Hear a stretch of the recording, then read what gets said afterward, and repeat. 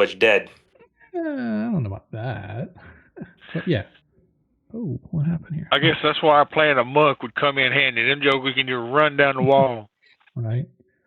All right. I did launch the stream just so that we can do our audio checks here. I did launch the stream just so that we can do our audio checks here. I did launch the stream just so y'all want to give me a sound check. I did launch the stream just check. Y'all want to give me a Check. sound check. Check. Check. Check. Check. Check. Check. Check. Check. Check. Check. All right. Sounds like we got everybody. Yeah, I'm here. I don't feel so great, but I'm here. Stop it. No, I just took a new medication and it's messing with my sinuses. Oh, yeah. Ooh. Got some sinus issues myself. I'll be right back. All right, boss. All right, so got the stream out there. Got sound coming through. Nothing's gone wrong yet, so let's quit while we're ahead. Good game, fellas. Yeah. Excellent game. Nice. We get another week to stew over swimming in that water. All right, let's kick this thing off. What do you say? Do it. Do it.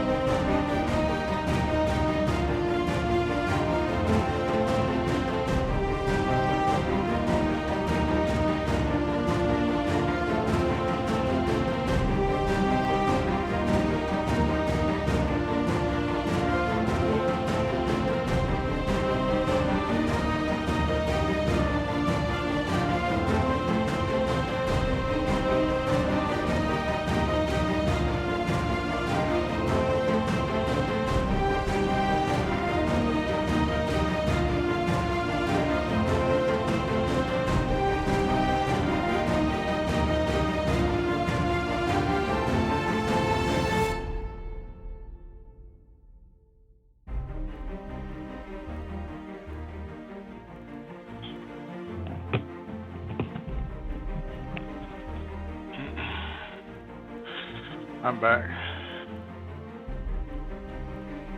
Mm-hmm.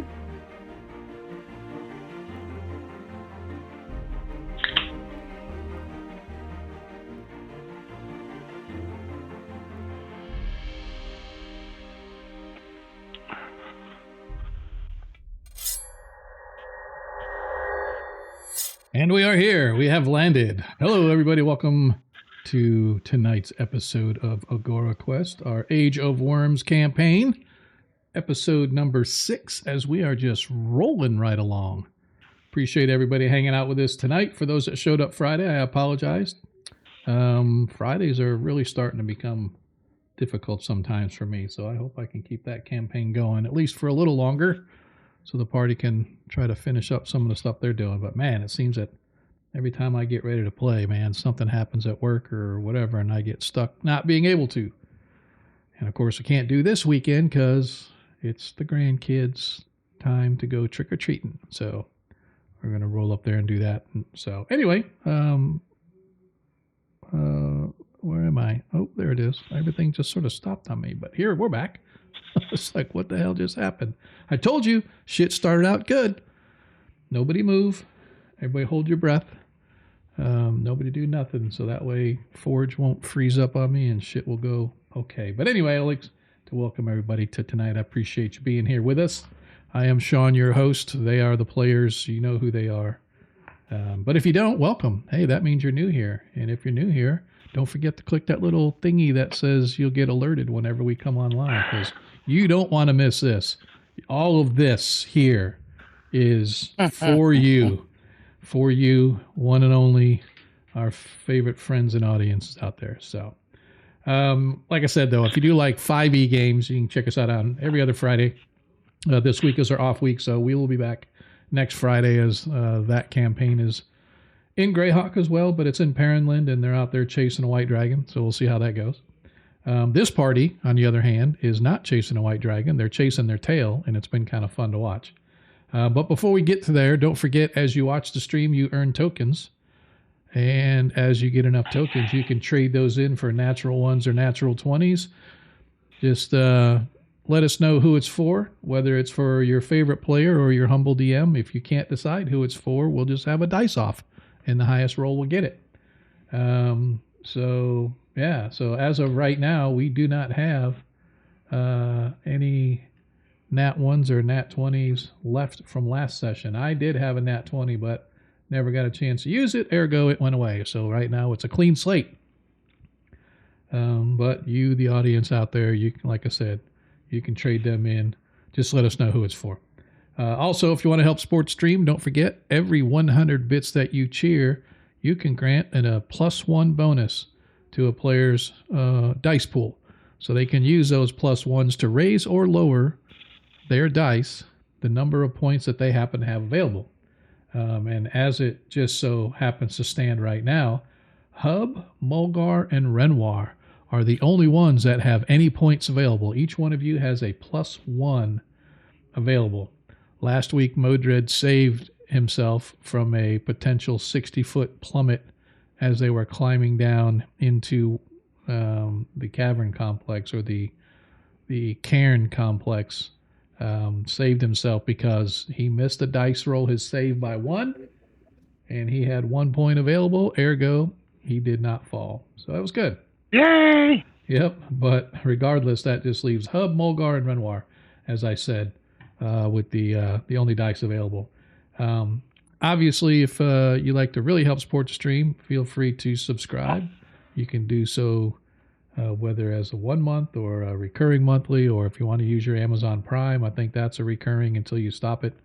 But it's part of your Amazon Prime account if you have that. So we would definitely appreciate that. Every penny that you spend to help support us goes right back into the stream in some way, shape, or form. So we definitely appreciate that. But if you don't want to do any of that, that's fine. The follow and the showing up here is perfectly acceptable to us. But the last way that you can help support the stream is we do have a tip jar. That's a one-time only. And it's a good way to any content provider on Twitch that you like to follow. It's a great way to help support them, because that money all goes to the content provider. It doesn't go to Twitch. When you subscribe and cheer and all that other stuff, Twitch takes 50% from small potatoes folks like us. And if you happen to be a partner, I think it's 40%. They take. So regardless, Twitch takes a pretty good chunk. So if you want to help support a stream, hit the tip jar, man, because Twitch doesn't get it. There's a little processing fee with the payment provider, whether it's like PayPal or some credit card provider, whatever. But it's really minimal, and it's a great way to help support the stream. Last but not least, if you want to check out great Greyhawk content, go over to the Greyhawk Creatives team page, Greyhawk Creatives. You can just hit there with twitch.tv/team/Greyhawk Creatives and check out all the other great Greyhawk content. But if you can't remember all that, that's fine. !socials, if you type that in the chat, it will show you all of our links, whatever they may be.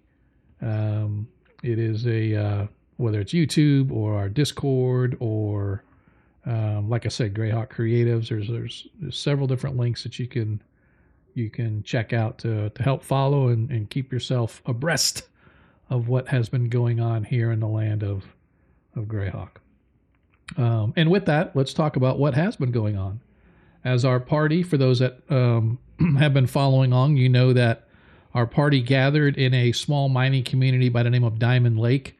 There they were hired by a local sage, a wizard by the name of Allustan, and he sort of sent them on this little expedition. There was a young girl that went missing several years ago.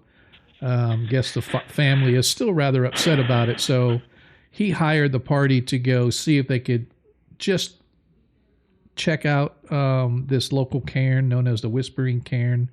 Kids like to challenge one another to go brave the allegedly haunted cairns of these hills that are very ancient. Most of them have been plundered long ago, but the kids still like to go play around. Well, this young girl named Mia went and disappeared, and she's been gone for several years.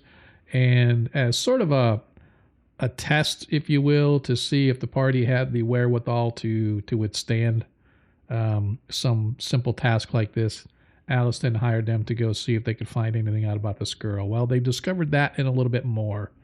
They have discovered that this cairn, this Whispering Cairn, has a couple of lower level complexes. Last session they finished clearing out, or at least finished exploring, one of the lower levels, accessed by a strange elevator-like mechanism that rose and lowered up and out of the floors. And there they found I guess for lack of a better term, the master creator of the dungeon, his personal complex. They discovered it, found several strange items, including a couple of wands. They found a strange pair of eyeglasses, or these glasses that allow Hub to see things very, very clearly, but it's really super up close. But last session they had an encounter with there was a red metallic pedestal, and atop of which sat what looked to be like a large egg, but it was jet black, and it had gold filigree inlaid in the shape of an equilateral triangle. And when the party touched it, they discovered that it was actually a dormant earth elemental, called itself Artifacts. And he allegedly served some creature named Ogramok. And I say those because I know the party probably didn't pick up on it while he was talking, but just for their notes, this elemental sort of gave them some clues and some information about the complex that they were in.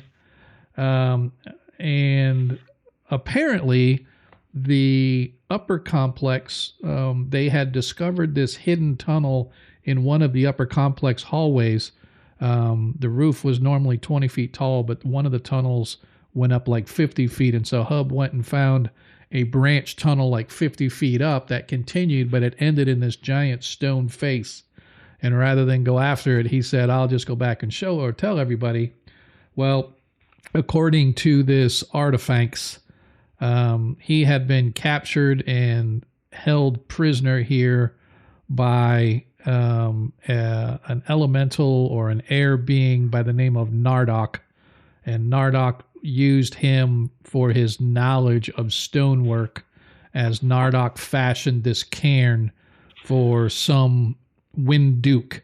And the Wind Dukes are legendary ancient creatures of lore that stood against the evil forces and whatnot. Well, apparently the only way to get through the stone face area that they were trying to get through is to have all of the hallways with their respective colored lanterns that hang at the end of each branch hallway, and to light them up. And that would then allow them to pass through the giant stone face. And so the party decided then to leave that complex. They went back to the upper level and found another complex by taking another one of these elevators. So they've taken 2 out of the 3 elevators. The third elevator still awaits them if they want to go down it. But they went down this one and found a similar complex to the one they had just left, just some different rooms. And in one room, they found a large statue of a creature, and it had several stone tables in there. And as they went in, Biamba got very, very tired, and he laid down on one of the tables. And as he did, this giant statue came to life and went to go crush his skull with a giant mace. Well, the party managed to stop that from happening. But as fate would have it, there was also a giant beetle in the room, and it attacked, and it took down our beloved Modred. Nearly killed him as it punctured a major artery or vein in one of his legs, and he collapsed and was bleeding out on the ground. And fortunately, the party was able to take out the beetle before it did much more damage. But Modred was saved by the quick thinking and bandaging of Biamba and the healing of our cleric of Tritherian Renoir. And having completed that, they elected to take a break to let Modred recover his strength. So they took a few hours break and then pressed onward into the complex. They passed by a large room that was filled with thousands of the strange beetles that had attacked them on the upper floor. And they continued moving their way into the complex. And where we ended last session, the party has come to a flight of stairs that descends into a darkened room, and they can't really see anything because the room itself is flooded, probably at least 5 feet deep, although they haven't checked yet. But the room itself, you could see that the water is at least half, maybe 2/3 of the way up the wall. So you're not sure how high the ceiling is or how far down the stairs go into it, but you do know that this room is flooded. And that was where we decided we were going to turn Hub into a flotation device, and we're going to do a dwarf toss, although a halfling toss, and pitch him into the water, or words to that. And in all fairness, we're going to tie a rope to him, so it's not like we're just going to cast him out there. Yeah, you're going to like a bobber. You use him like a bobber. Yeah. Just I wanted to be clear, we weren't going to just toss him in the water with no safety. Okay. Okay. Now I'm game. The rope changed my mind. Yeah, I'm sure it did. So, well, with that, we will begin tonight's episode of Agora Quest Age of Worms. This is session 6, as I said.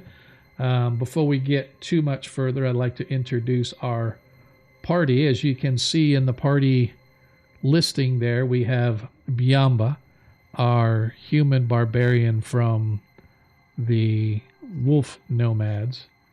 We have Mulgar, our I want to not Valley Elf, but a wild elf. Thank you.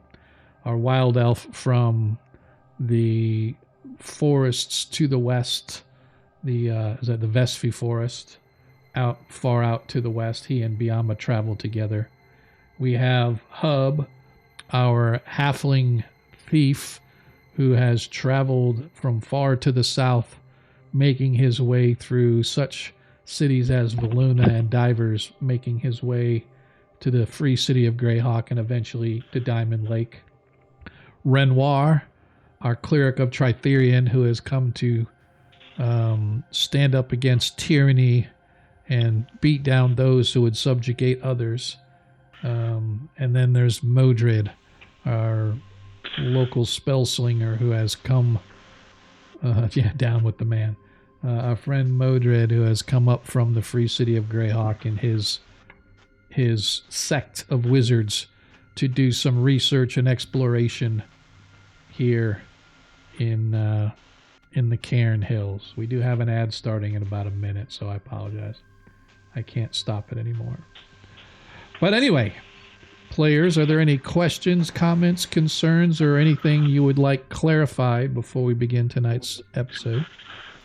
It No, sounds sir. like the water doesn't come up to the ceiling as far as we can tell. Is that As correct? far as you can tell, correct. You can sort of see that there's probably, as the stairs go down, there's from the top of the water to, I guess, the ceiling, if you will, there's maybe about a 3 or 4 foot gap as the stairs go down, right? So, but you're not really sure in the room itself. You can't quite see down into there. To do so would require descending all the way down the stairs. But if it's like the rest of this chambers, all the other chambers around here, the ceilings are around between 10 to 15 feet in height. So you can guesstimate if that's the same height in this room below. The water is probably at least 5 to 6, maybe even 7 feet deep, but you are unable to tell just as yet. So, Motor, your idea of having the dragon go out and reconnoiter is not that. I think that's a good idea. Yeah, 'Cause I'm going to feel He's got stupid. infravision, right, Dan? Yes, he does. He has dark vision. Yeah, if you don't mind, Yeah, I'm gonna let's send do him in that. there. Yeah, let's send Nicodemus on a scouting expedition. Okay. As he moves into the chamber, you can see that from the top of the water to the ceiling is about 7, 8 feet. But how deep the water is unsure. As he flies, there are slight ripples in the water as his wings sort of flit around. So the water ripples, but it is thick, dark, and dank. You can tell that it's very stagnant. There are several large pillars in the room that rise up to support the ceiling overhead. You can see that there are a pair of hallways that lead out, and then the north wall, or actually south wall, because technically guys are going. No, I take it back. That's north. Sorry. Yeah, north is up to the top. But anyway, up to the north wall, there is. You can just barely see the top of a door at the level of the water. So there's a door there, but you can't really see the door. You could just see like the top of the door frame peeking up out of the water. How far away is that, Sean? So I want to say each square there's 5 feet. So if I do my little movement thingy from Mulgar to the far is about from where you're at to here is about 65 feet maybe to the. So it's a round or two of swimming. We had. So movement in the water is going to be considered, since you don't have a swimming speed, it's your normal walking speed divided by 2. So Okay. if you guys have a 90-foot movement, then you can move 45 feet per round, etc. Gotcha. Thank you. Yep. Yeah, and I don't suspect we'll be able to swim with our armor on either. So Yeah, you can walk, but you would not be able to.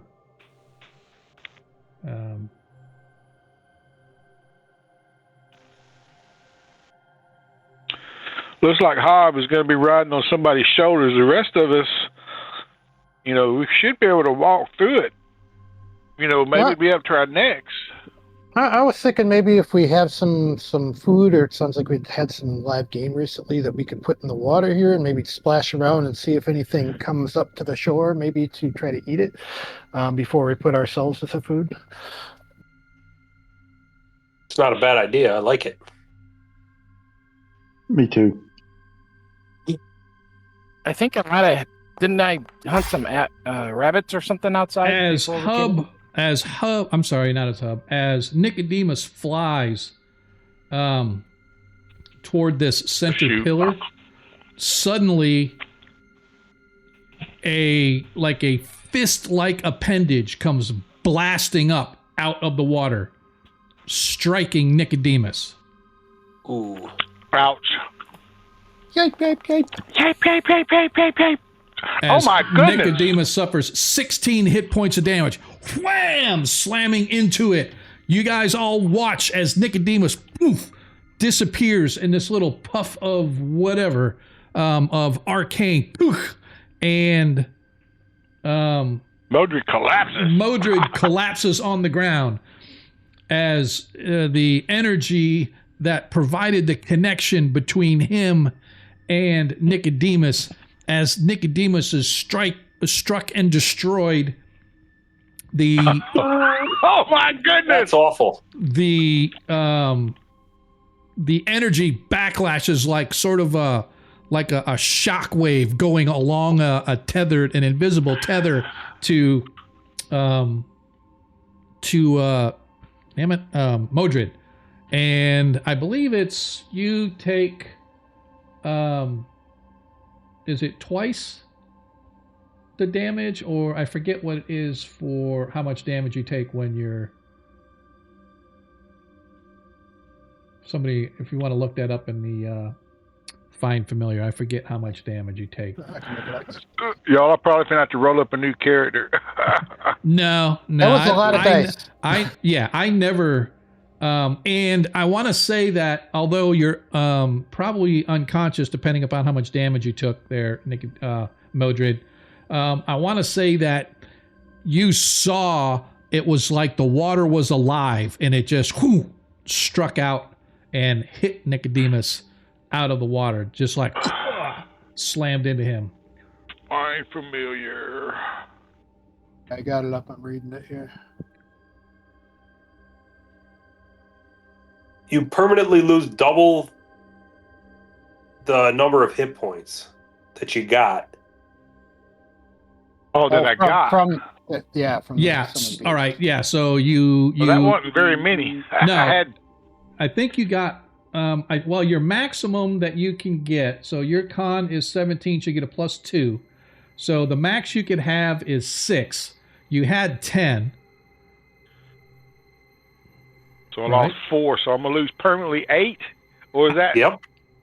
Yes, So permanently. When you say permanently 8, that's gonna kill me. That doesn't make sense to me that it could kill you. Well, I guess. Well, you had 10 first, and you lose 8, so you have 2. Right, but I permanently lose 8. I only have a max of 6. Yeah, Oh, but I think you said a max think, of 10. no. No, The reason. that's with. Yeah. Sorry. Go ahead. Go ahead. That's with the familiar. The familiar gave me 4 hit points. Yeah, but it's losing 8, including the 4 hit points. Yeah, including the 4. So you'd be down to 2 hit points. Yeah. So you now have 2 hit points as your first level guy. Which is awful. And I can't get any more hit points. Is that what y'all saying? I So- mean, have- Okay. If you Actually, level find up, you familiar. get 'em. Yeah. Or find familiar again. Yeah, or find familiar again. That would be the other. So yes, but the bottom and that line is sucks. you are now at, That's almost in some ways worse than just taking the temporary damage. Oh man, that is brutal. Yep. So First edition is brutal. yep, it is. So anyway, I'm just gonna take them off your sheet and we can figure out the logistics later. So yeah. Right now you are down to 2. I am gonna say your max is gonna end up being 4 because you still get the 2 con bonus. So I'm gonna say you're at 2 right now, but you can get 2 more back maximum because you still get a con bonus. But right now the con bonus is, well, I mean, it's applied, but that con bonus is what's keeping you Right. alive.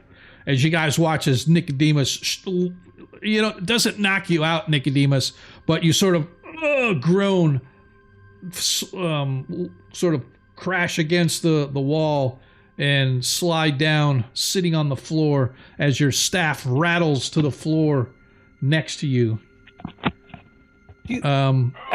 Give me a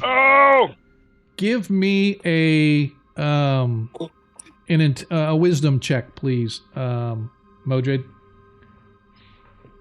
Wisdom? Yes, sir. Strength, Dex.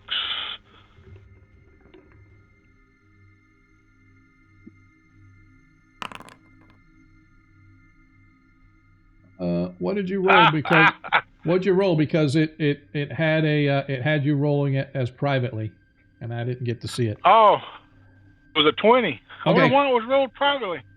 I don't know. So, yeah, you have no idea what it was that struck Nicodemus, but you know that it was fast. It was made of water.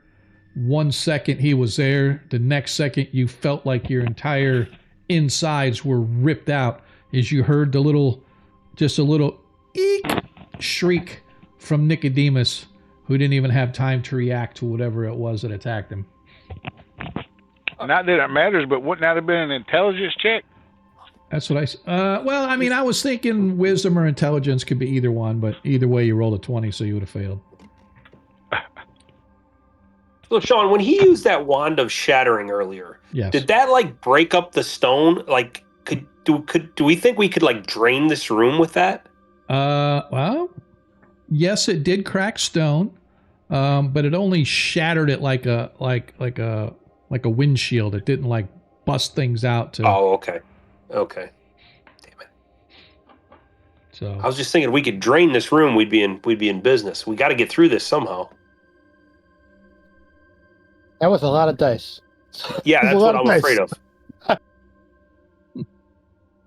And I mean, going back to town and coming back doesn't help us any because we're in a boat. It's still going to get us. Looks to everybody and he says, "Never again." Going back to town. Well, we could can help. try. Maybe there's research. Don't forget. I mean, and I just do this as a metagame because a lot of people never think of it. There's research available. Hey, what was this thing that was in here? Can we know what it was? Can we defeat it? Bringing the information back, getting money, getting coin, letting Modred heal. There's all kinds of benefits to doing that. And again, I only do that metagaming because a lot of people don't think of things like that, right? Oh, hey, maybe we can find out what this was and figure out a way to kill it. But yeah, so. Let's do it. Let's go. Let's check on the wolfies on the way out. Do you have a sleep spell, Mildred? I don't know if I forgot it or not. I don't know if I forgot it or not. That hurts. Yeah. I'm hurt. No, your spells are still intact. Well, what's everybody want to do? I vote for that. Let's go back to town. Let's check on the wolves, see if maybe there's some bones of the little girl, and then go back to town. Yeah, sleep what you have memorized, Mildred? Yeah, I got it memorized. Yeah, we can try that out. Yeah, I'm just scared of this rope. Yeah, wolves certainly sound more doable right now, without us knowing what's going on. We're going to go in there with no armor on, basically, because otherwise they're going to drown. And this thing one-shot at the dragon, and based on the hit points, it did one-shot any of us, right? Yes. So maybe finding out more is not a bad idea. Hey, DM, is there any way as we're walking that maybe out of the current, if we pass, when we get up into the main chamber, you know, and I happen to think about the earth elemental and the fact that these are basically, you know, air people and air elementals, is there any way I could roll and maybe put two or two together that might be a water elemental down there? Sure. Go ahead and give me an intelligence check. Let me get back to the character sheet. I think it was a shark with laser beams.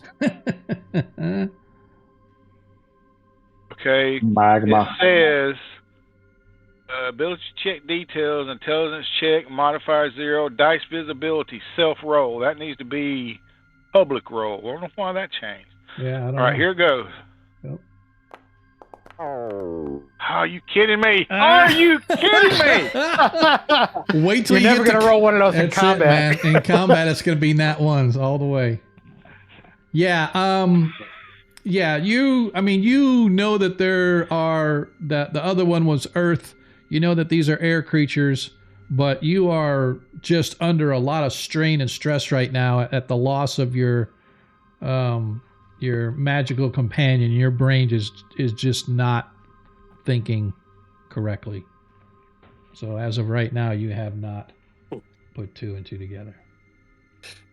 Can I make a suggestion here? The people that can climb, would that be okay if they went up first, and then each of us, we could actually tie the rope to ourselves, climb, and they could have the end of the rope, and then if we start to slip, they can catch us? What are the thoughts on that? Sure. It's your game. You guys tell me how you want to advance. Absolutely. Is that okay with Yep. Biamba and... Yeah, I can climb it and All right. just relay a rope down. Hey, and can y'all hear me? I accidentally paused my thing, my mic, I think. Can y'all hear me? Yes, sir. Yeah, I we can hear you now. Hey, Biamba, before you climb up, tie a rope around my waist. That's all I'm asking. You've got rope use, right? Yeah, I think so. Well, we have a That's- rope tied to the chain now. Yeah, you guys already have a rope hanging down in here. Right. So I was want just them to thinking... take the other end of that rope and tie it around my waist and pull me up. Well, that's what we're going to do. Yeah, that's what he was saying. So Biamba's going to go. Biamba and Hub are going to go up and secure, and then y'all can go climbing up, and they can use the rope to help y'all. And we're going to use the new climb rules that I was talking about before. Oh, roger that. Sounds like a plan. What climb rope? Because I got a 85% natural ability for climbing trees. Yeah, Okay. no, that's you guys use. If you have climb ability, you use that. This is strictly for non-thieves who don't have the climb ability like the barbarian. So go ahead, Biamba, and give me your roll.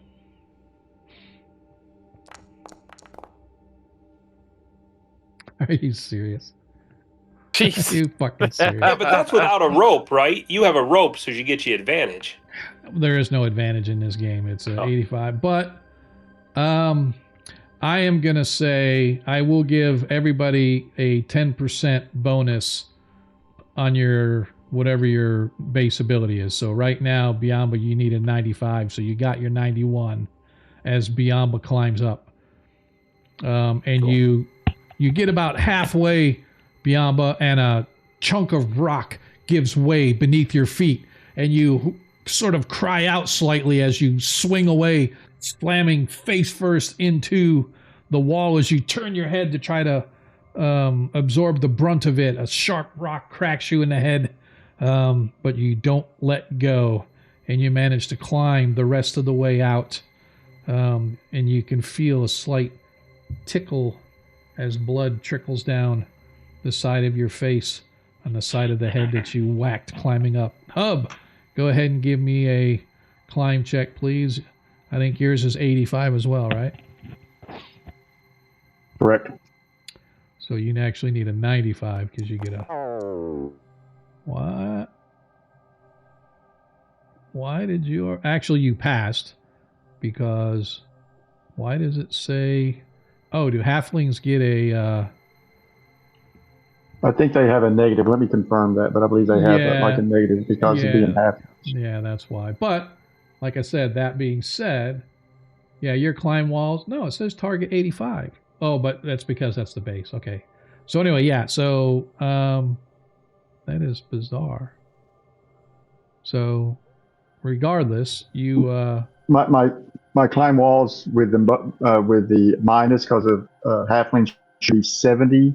So if I had a plus 10, right. or I guess minus 10. Yeah. So you passed. Yep. Cool. All right. Cool. So you managed to climb up as well. It's not as easy going up as it was coming down for anybody. But you guys grab and you secure the ropes. The next person going up, since you guys are non-thieves, you have a base 90% chance. It's 80% as a base, but I'm giving an extra 10 because of the rope and them helping you up. So go ahead. I'm afraid to roll. So just roll a D100 there, Modred. Why is it rolling it privately again? I don't know how you guys... What'd you roll? 84. Okay, so you passed. Private GM roll. Yeah, I don't know why it's doing it, but anyway, regardless, as Modred works his way up, being heaved and hoed by Hub and Biamba. He manages to get to the top. Who's going next? So Mordred, to the right of the dice rolling area, there's a couple icons. Make sure the one that's selected is the little globe. That's the public one. I just looked. I just selected that. I didn't mess with that last time, so I don't understand. Yeah, I'm going to check. happened. So I am wondering, there could be something in the settings. Oh, I thought she rolled a 90. I was like, oh my God, no. So Renoir, you managed to easily scale up the walls, leaving just Mulgar. I'm tying that rope around my waist and saying, hold on, if I start to fall, pull me up. Watch him roll 100. Oh, nice. 77, yes. And at last, all of you have managed to make it back into the room of the sarcophagus high above. If the map ever loads, there it goes.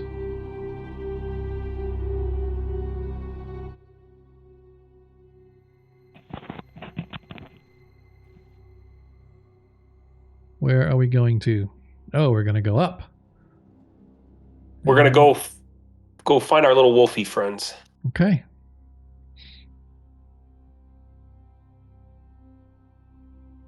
As you guys move your way, Modred moving slowly, the strain of losing his companion, making him look feeble and old, very different than his rather vibrant and energetic self. But you guys reach, working your way through the burned out cobwebs as you find the flight of stairs leading back up to the upper floor where you first entered into the cairns. And as you come out, you can see not much has changed. As you look and you can see the darkened area with the raised area, you can see that the smaller area over here where it's completely filled with trash and whatnot, but there's a small little, perhaps 2 foot high crawl space that crawls into the that goes into what you believe to be a den of wolves. All right, I'm going to take a piece of meat. I'm going to take 2 pieces of meat, whatever, hardtack or pepper. I don't know what they have back there. Yep. I'm going to take one and I'm going to toss it in the cave area, and then I'm going to toss another piece like just outside the entrance. Okay. To try to get them to come out. Okay. Knowing wolf behavior, because of my background, I'm just going to use that to stand off and look for any signs of aggression. And if I see it, then I'm going to take the creature out with arrows. Okay. As you... I might not want to stand in your current positions. Yeah. It's like a 20-foot radius spell. As you guys toss the meat, you hear snarls and yelps, and suddenly charging out, you watch as 2 smaller grayish wolves. Oh, darn it. This is really irritating me. Come out. They look like cubs or just... No, they look like full-size wolves, but hang on a second. They did an update to the system. I used to be able to drag tokens through walls, but now, much like players, if there is a wall in my place, I can't get through it.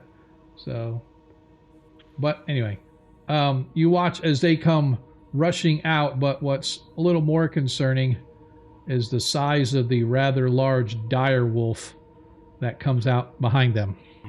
That one might be a problem. Hit him with the sleep. Hit him with the sleep. I'm gonna cast sleep on this area. All right, so centered on. Can't make it. What I am going How do to I do. ping? Just right click and hold down. Pick a spot, right click and hold. That All didn't. Alright, first up, what I'm going to do is I am just going to put everybody in a combat here. Just so.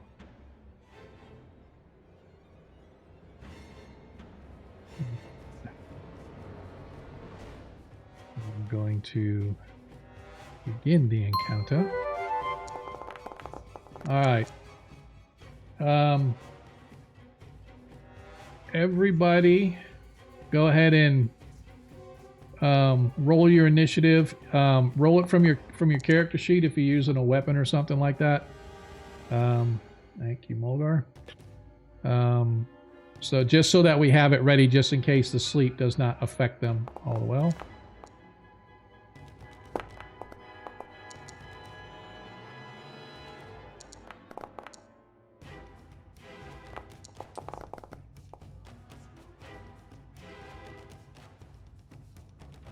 All right.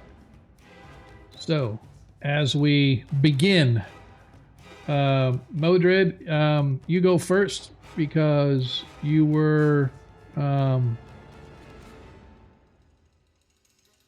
already. Oops. I don't know why. Got to give you one, but anyway, go ahead and Modred go. Well, I'm going to have to move this all the way down to you. All right, so now let me clear the chat. Oh, there you go. Oh, I gotta select something first, don't I? I think, yeah, I don't know if it on that particular spell it says you don't have to target anything, but you probably, it just says they are. So here's the problem that you're going to run into. The two smallers are 1 hit die to 2 hit die, right? The larger one's a 3 hit die. So you have to choose: do you want to try to put it to sleep the larger one, or do you want to try to put to sleep the 2 smaller ones? What do you guys think? I think the dire wolf needs to go down. Go Yeah, for the it. bigger one is better. Agreed. All right, so just go ahead and hit the sleep 3+ hit die to 4 hit die. If you look in the little chat thing. And it says something about draw results. Shift click. Yep. So what you're gonna do? There you go. So draw result for sleep. 2 hit die to 3. Actually, it was a 3+ to 4, but that's okay. You just clicked the wrong one, but that's okay. You guys watch as the dire wolf, and I'll take him out of here just so you don't see, drops to the floor, sound asleep, as the other 2 maintain themselves and come charging. However, so we go back to where we were, and Biamba, you are up. Okay, they're charging at us like the aggressive. Yeah, they're coming at you guys, and you can see they look. From your knowledge of wolves, you can see that these wolves have not eaten in days. They are very mangy looking, so you know that they are starving. So there's no way I could calm them or do anything like that. Probably not. All right, so I'll target one Okay. with an arrow, Okay. and we'll see how it goes.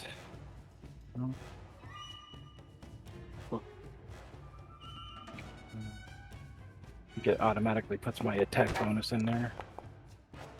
Did it roll? There it goes. Yeah, it did. You missed by 2, so you get a second shot. All right. Yep, I'll try the second shot.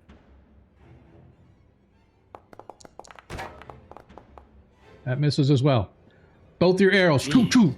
Just the reaction of the spell going off as they come charging out. You thought you were ready, but the size of the dire wolf coming out sort of caught you off guard as your aim goes wide, and both of your arrows go flying past, burying themselves into the trash heap Mulgar, you are up. I'm using a long sword. I'm sorry, I guess not I have to Mulgar. char- Hub. oh, Sorry, oh. Hub. My bad.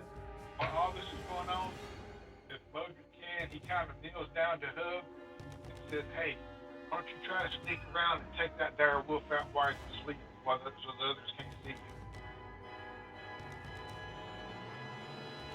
Hub looks up at Moldred, raises his eyebrows and eyes really big, and shakes his head no as he throws a dart at one of the wolves. Okay. You get, you can move up to 10 feet before you actually attack if you would like to get a little closer for range. I would. Okay. Target the wolf. And let me see here.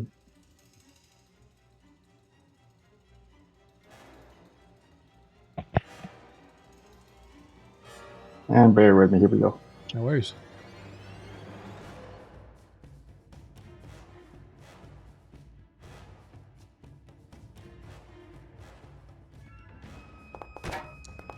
Nice. As your dart goes flying past, you get 2 more.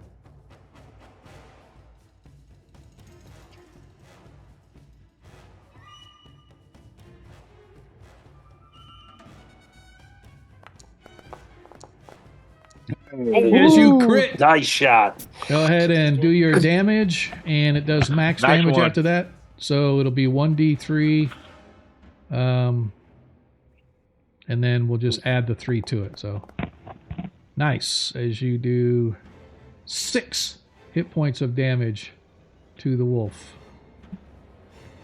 And Nice last shot. heart. All right.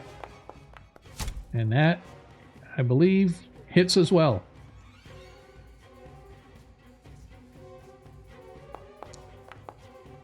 You do another hit point of damage to it. All right. Is that it for Hub? Yay. Renoir, you're That up. is. All right, as I'm looking at this, I don't think I can reach the wolves, can I? Let's see. No, you can get to right about here. Oh, no, I take it back. So I allow charging. What that means is as long as you have line of sight and unimpeded movement, you can charge them. It will give you, you can add a +2 to your attack roll, but it does give them a +2 attack roll against you. But you can charge to Sure, swing why your not? mace. Okay. Sure. All right, I'm going to charge up to him and target him. And let us try to boop his snoot. Don't forget you get a Boop the snoot with the mace. you get a +2 on your attack whenever you roll, just a situational bonus.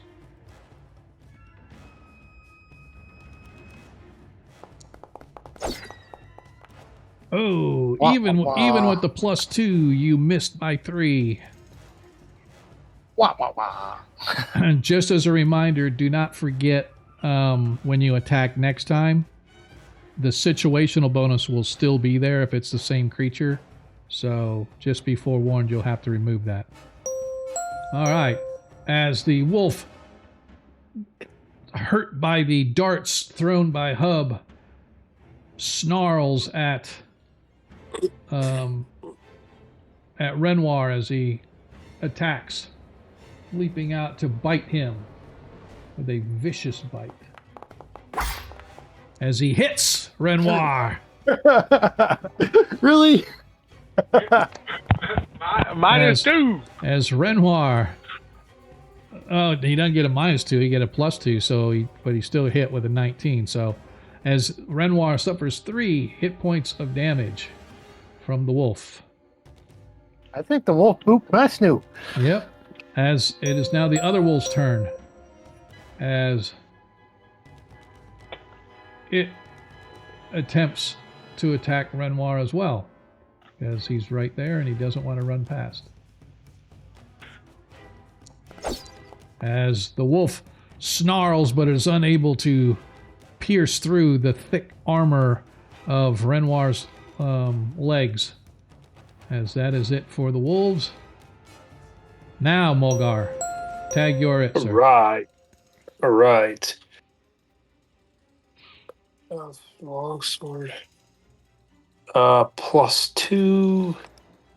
My charge. As you hit. All right.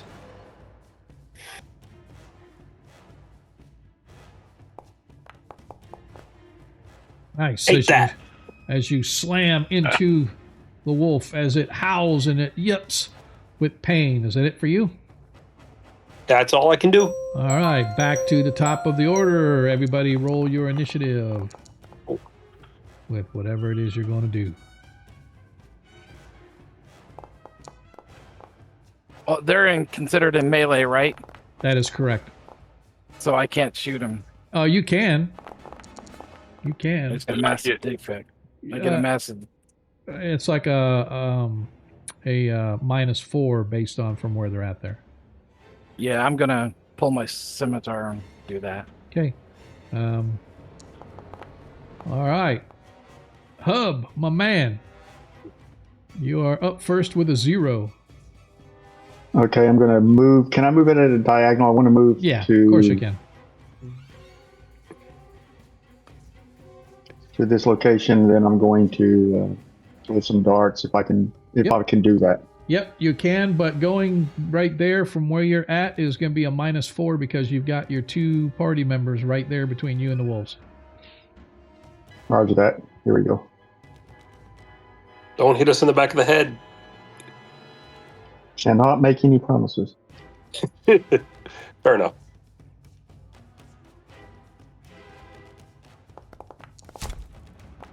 As you, Nice.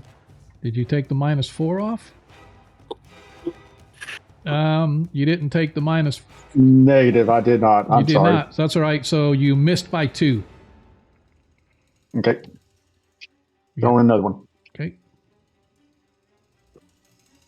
So how do I take the -4 So off? whenever you click to attack, it has the little thing pop up. There's a situational bonus. You can -4 off of it. Got it. The only thing I remind people is that it will remain there every time you open that to attack again. So you need to make sure that you only, if it no longer applies, to set it back to 0. Understood. Here we go.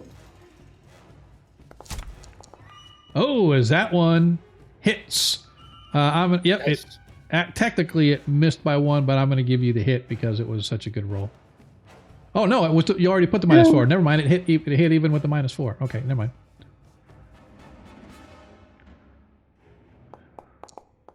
Nice. There's another 2 points of damage. Right.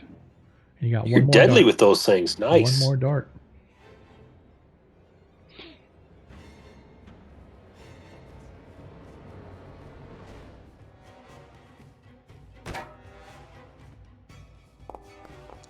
Oh, Not that time. Nope, not that time, as that one misses. As we move along, Renoir.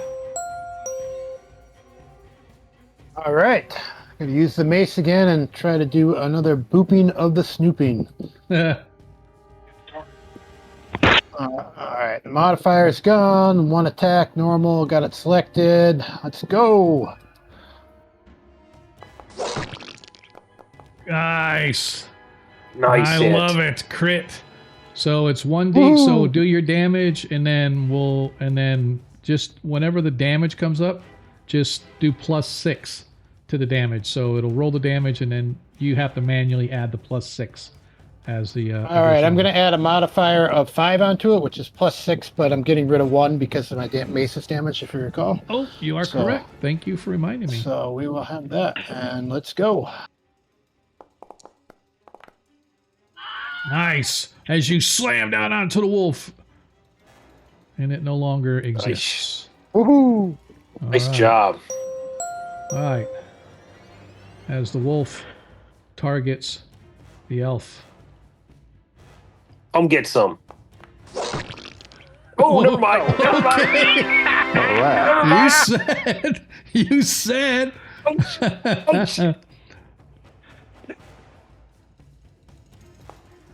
as you suffer 9 hit points of damage as the wolf latches onto you, rips through your armor, taking flesh along with it. As that is it for its turn. You said come get some. I did. That was my bad. Biamba, you're up. They are booping our snoots. All right, I'm going to charge to here. Okay. And attack that guy, and hopefully hit him. Okay. See if we You can get get a him. +2.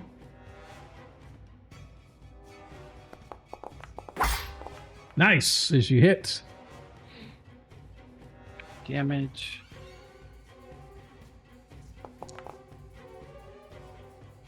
One hit point of damage. You don't Jeez, get a Manila. strength bonus either? I'm only got No? 15 strength. Oh, for some reason I thought you had higher. Okay. Is that it for you? That's all I got, yeah. All right. Oops. Mulgar. Whose dumb idea was this to go mess with these wolves? I know, right? Damn it. As you hit. Nice. You forgot to take your +2 off. But I did? Yeah, it says 18 +2 +1, so I'm assuming the +2. That's weird because it's not showing as a modifier on my side. All right, so it might be a regular other modifier. As your blow takes out the poor wolf. Oh yeah, it's my strength modifier. Yeah, that's what I thought. That's what it had to be. All right. As you take out the last wolf, and as you look, you can see that the other wolf, the large one, the dire wolf, is still sitting there, peacefully snoozing away. We should Normally- coup de grace it. Yeah, I was saying normally I'd let these things go, but that was vicious. Go ahead and deselect. Make sure you're not targeting the wolf anymore. Modred or whomever the other one was on it. I'm not sure whose that is. Do I double click to do that? Oh, it's either it's Hub or Modred. I'm not sure. No, it was me. I think it was me. No, it's Well, still I've it's still targeted to. Oh, yeah, okay. yeah, it's still showing as nope. not There we me. go. Yep, we're good. There I go. All deselected. All right. As you all see the wolf lying there asleep, what do we want to do? Coup de Finish grace. them off. Coup de grace? All right. Yep. All right. Our little friend, do you mind climbing in there and taking a look in the little den, see if there's anything of interest in there? All right. He kind of does a Here come the Ronnie wolves, they Dangerfield, said. you know, It'll be and fun, then they said. All right. All right. The wolves dwell in a nearly blocked off terminus of this east wing. The far side, as you begin to crawl through, is you have to go like there you go. The far side is rank with the smell of wild animals. You can see there are irregular piles of rubble littered all over the place, and there are hundreds of bones and bone fragments from the wolves' past meals. You can see that most of the bones and whatnot are animal, but there are some in here in this trash-filled place that appear to be human, or at least humanoid. Are there any that look like they might be a small child? No, doesn't look to be. Look to be more adult type size. But go ahead and give me search checks, everybody. Is that just a D6? Yeah, just a D6. Isn't it?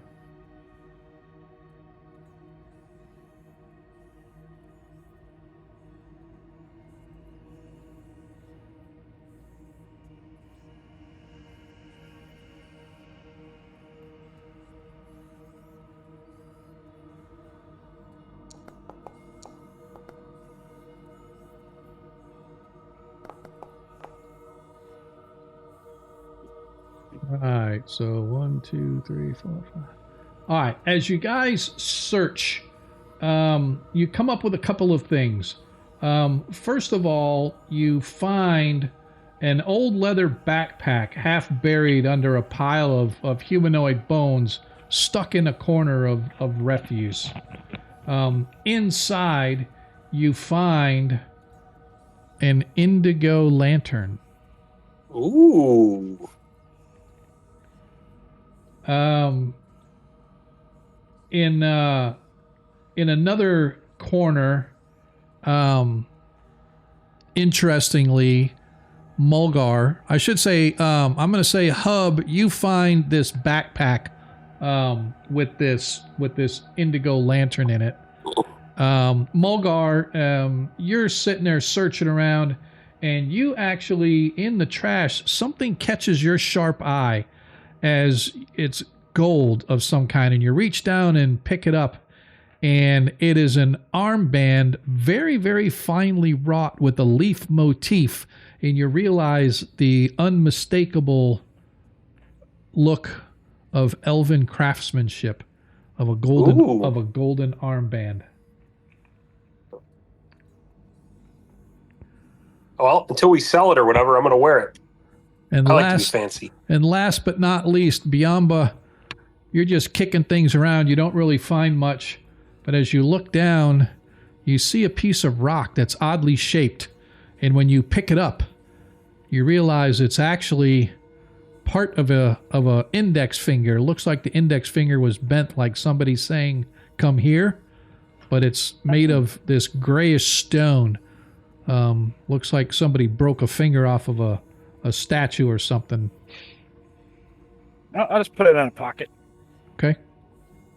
Wasn't there a statue earlier that had a missing finger? The sarcophagus. Yeah, the one that's up on. Yeah. The sarcophagus. One hand was holding its fingers like an OK symbol, and the other hand had its hand up, looking like it was crooked finger, but the finger itself was missing. Cool. So we found this finger. Maybe. Now we just need to. Renoir, do you happen to have any healing left? I can give you 1 point. I might. Let me check. I don't recall whether we rested after I gave healing last time. We did not. You did not. You guys only did a quick 4-hour break to allow Modred to recuperate himself. Looks like I have one left. One has not been cast. Unless anybody else needs it, I'm pretty down. No. You're not as down as me, but go ahead. All right. If you need it, take it. Well, I will say this. We picked it up out of town. I was going to say, to that point, Biamba can give Modred 1 point, and that'll put him at 3, and his max right now is 4 anyway.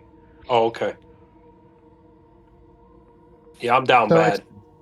It's I don't the need to elf, roll right? anything for that. Just give it to him, right? What's that, sir? I don't have to roll anything. No, for that. no. You're just, I will give, as you bind Modred's, he now has 3 hit points, and I will wait for Renoir to cast his healing. Just to be clear, it's the elf, right? elf? No, Yeah. yes, it is the elf, correct.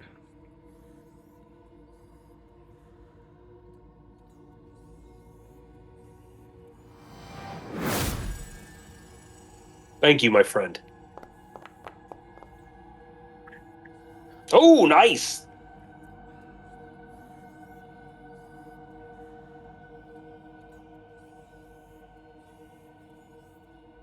All right. I need to.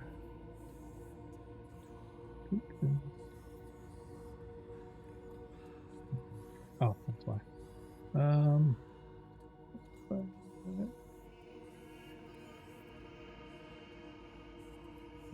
So let's see. Yep. Modred is at 3. It shows his max is 4. I removed his pseudo dragon hit point stuff. So we are good to go. All right. I'm sorry, man. That was an awesome familiar. That sucks. Yeah, that was. Oh, that was. I'm awful. really heartbroken, y'all. I just want you to know that's all That right. was though. awful. Would not have expected that in 100 years. I Sorry. kind of feel bad for telling you to do it, but you had brought it up earlier, so I guess that Yeah. makes you feel a little less bad about it. No, it's fine. It's all right. It's all right. It's my. We got a little too comfortable. It's all right. I can see it now. He's at home now, popping a tab on his beer, saying, "Fuck this DM." No. All right, I'm gonna say let's head back to town. We could all use some rest and identify our stuff that we got. Hey, does that lantern look like the current lantern we got? Or did we leave it downstairs? No, you guys left it downstairs hanging. It looks like that one, right? Yes, it looks exactly like that, and it looks exactly like the ones that over here on the western wing, in the art fresco that's on the wall. Yeah, I think the only one we're missing is red. Did it have an ever-burning torch in it? Correct. By chance? It did not. Okay. It did not. So the red one is either going to be in that mouth, up in that thing, up in the cave in the mouth, or it's probably past the water because that's all that's left that we know of. Yeah, I think it's going to be either past the water or with the bugs down there. Because I think you need all. I think we got the clue that we needed all the lanterns to open up the tomb by the mouth. Yeah, but I hope it's not with the bugs because that's probably worse than the water. Trying to go fight a ton of those bugs. Yep. They both seem pretty awful. Yeah. You're good point. Good point. All right. Oops. Where am I? Okay. All right. As you guys exit the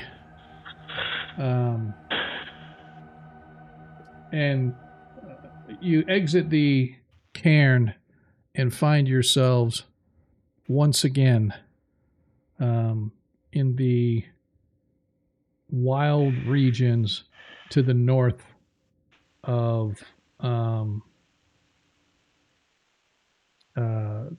Diamond Lake. Yep. I stop and I kiss the ground after being in that godforsaken dungeon for several days. Okay. I call Let's over head to the Doggatoo. town. What's that? I think I called my dog Doggatoo, or my wolf. Actually. Oh, okay. That's cool. Yeah, I think we should go back and see our sage and see if he's happy with our find of the backpack from the girl, and maybe gives us some kind of reward and maybe some more information about the creatures we have in here, like the mold that seems to like fire, and this water thingy. All right. Good idea. All right. So, Diamond Lake, is but a couple of hours to the south and the west. However, I would still like to have our woodsman give me a check as you guys search to find the paths.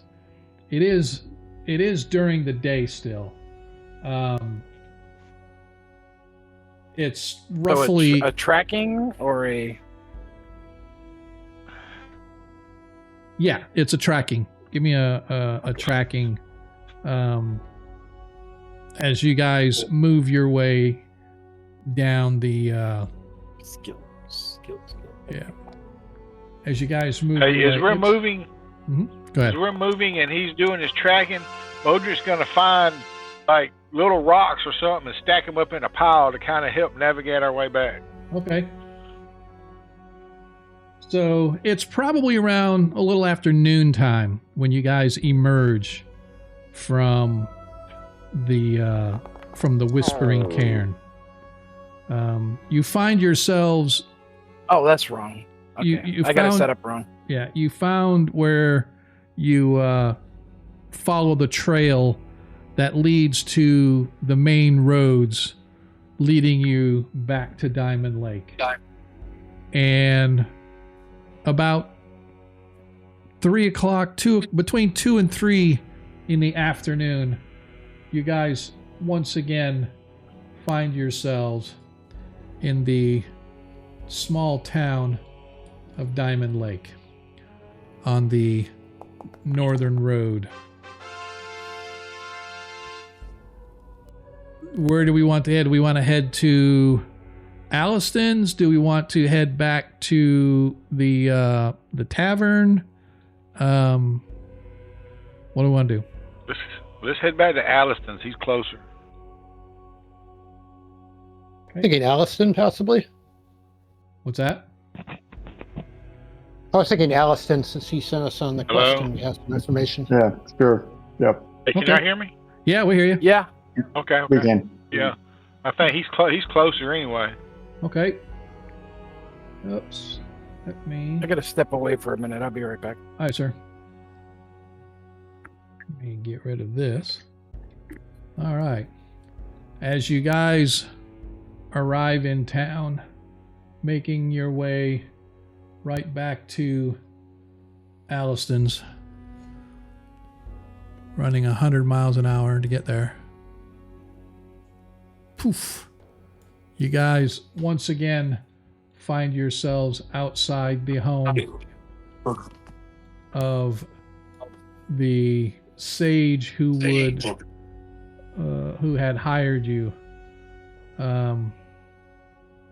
Your wolf Dagatu finds a resting place outside the home.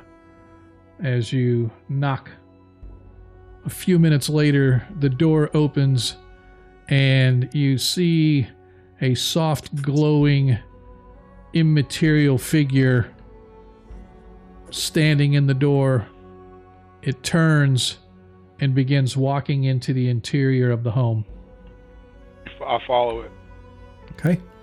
As you follow this unseen servant, working your way back through the interior of Allustan's home, a place you know you've been here before, well-appointed hardwood floors, has a ceiling has high rafters going across. You can see that he has many things stored up in those rafters in the ceiling, even in his dining and living places. The one corner of his home is actually a small tower that raises up. The house itself is a single-story ranch kind of a home, but the tower is like a two or almost a three-story tower that sticks out the one corner. But regardless, you're led into the interior of this home, and sitting at a table, apparently having some sort of a soup along with a drink while reading a tome, Allustan turns his head, greets you. "Welcome back, my friends. I trust that your expedition into the cairns was everything you had hoped it would be. Come, please, sit. We must talk and discuss what you have found." Audrey takes a seat at the table. You look pale, my friend. May I get you something to help embolden your constitution? Perhaps some ale or wine? Some wine would be fine, thank you. Oh, of course. And he, Yeah, me too, please.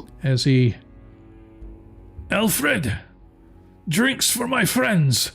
And you watch as the unseen servant moves away, only to return several moments later with a tray with several goblets as well as some decanters of wine, as he slowly pours each of you some red wine and or ale, depending upon your preference. And he looks around the table. "Why so solemn, my friends? Was there something you discovered? What is it?" Well, I think we found some of the girls' belongings, and we found a little more than an empty cairn. There's some levels beneath the main level. This is, if you are familiar with how cairns are devised and built, it is not uncommon for those who labored to construct the cairn, as well as the benefactors who were the designers and the architects, to have small or even sometimes vast complexes beneath the actual cairn. And they were abandoned once the cairn was to fulfill its purpose for which it was designed. Modred pulls out the two wands that he found, as well as the little figurines, Right. and he recounts his. He also pulls out the ever-burning torch, and he asks Hob if he'll show him the lantern, and we relate the tale of how we discovered the lanterns and the the device that we found in the one room that looked like it was a broken mirror of some sort, the obsidian. I think somebody might have got a piece of it. We lay all that out on the table for him, and talk to him about the wind lords and the name of the guy and the elemental and all that jazz. And I'll put the elven bracelet on the table too. His eyes kind of go. The staff, the facsimile of the 7-part rod. Oh yeah. As he looks and his eyes just go wide. And, my friends, you have discovered a veritable treasure trove of items there. Truly, you are worth your weight in gold. He takes some parchment and some stuff, and he begins to look at the inscriptions that you provide for him of the various symbols that you guys found that look like personal seals, if you will, and he scratches those down. This is excellent for my research. I have seen similar. These, by the way, these are more than likely personal sigils of those who were either involved with the creation of the cairn or perhaps for whom the cairn was created for. So it'd be interesting to know who these were. Are you sure you Ogremok? Ogremok was the name spoken by the creature of Earth? You're certain that's what it was? And he sort of writes it down, assuming you give confirmation. I don't know. Yes, so we'll give confirmation. As he writes down Ogremok. What's that? I'm just back, just so you know. Oh, gotcha. I thought you said I'm backpedaling. I'm like, what'd you do that you had to backpedal? So he begins to sort of scribble all this stuff down, and he looks and goes, well, I can assure you, Sir Elf, that was probably not anything from those who built the cairn or who were entombed in the cairn. This looks to me to be of elfin make, and as stated, anything you found treasure-wise, you are free to keep. So he sort of pushes it back across the table to you. He goes, I have seen this in many books I have studied in the past. This is a replica of what was known as the Rod of Law, used by the Wind Dukes of Aqua to defeat the demonic Wolf Queen. She was demonic Wolf Queen, you say? No. No, no way. As Great Wolf Mother is mother to us all. No, this Spider Wolf was no friend to the people, I can assure you. Oh, Spider Wolf. Oh, yes, very bad. Yes. And he sort of begins to tell a little bit of a tale of how the Wind Dukes of Akka defeated the Queen of Chaos. And the Queen of Chaos was a supremely powerful evil entity, and her number one general was a creature by the name of Miska, the Wolf Queen, or the Wolf Spider. And she was defeated only because of the Rod of Law, but in its use it was sundered into many pieces and lost forever. But this cairn, these symbols will give me knowledge in history on or information on who is entombed within, or who it was supposed to be entombed within the cairn, as well as who the benefactors and creators were. This is excellent work. You have definitely earned your coin, my friends. And he departs for a minute and comes back with a chest, and in the chest he pulls out 5 bags of coin, giving you each your share of the coin promised for undergoing the mission for him. Is that What? I don't have to get a job. What's that? What? I don't remember how much that was. What? Nobody wrote it down? It was I thought 10,000 Yeah, each. it was 1,000 gold pieces each. Oh, is that what it was? That's what it was. Yeah. Yeah, pretty sure not.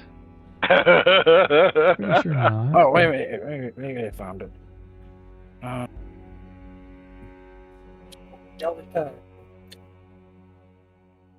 I don't have it in here. Maybe I put it in the journal. If I remember correctly, it was 50 gold pieces, but I could be wrong. It might have been 100, but I think it was 50. Worst case scenario, for right now, I'm going with 50 gold. That's 10 gold each. Okay. And I will go back and watch the episode because I didn't write it down either.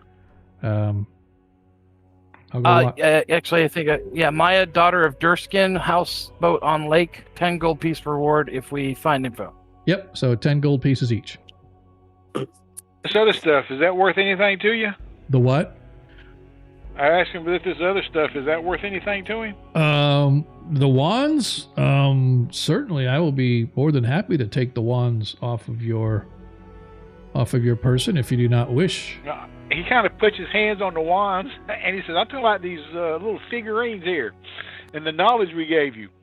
Oh, well, the knowledge is what, definitely. But I can give you 50 gold for each one of those items. Each one of the little figurines? Yes. Here, we have no use for the figurines. Cool. And that was 4 figurines at 50 gold each. So he hands you an additional 200 gold coins. All right. That's 40. So that's a total of that would mean a total of 50 gold for each person if you split it all evenly. So each person should have 100 gold pieces right now. No, 50 gold. No, not 100. 50 gold. Okay, my bad. Yep. That was 10 apiece, wasn't it? Yeah. Yep. Unfortunately, I don't know how to add that to my character sheet. What's that? I want to. I'm not sure how to add it to my character sheet. You can't add it to your character sheet, or you? I don't know how.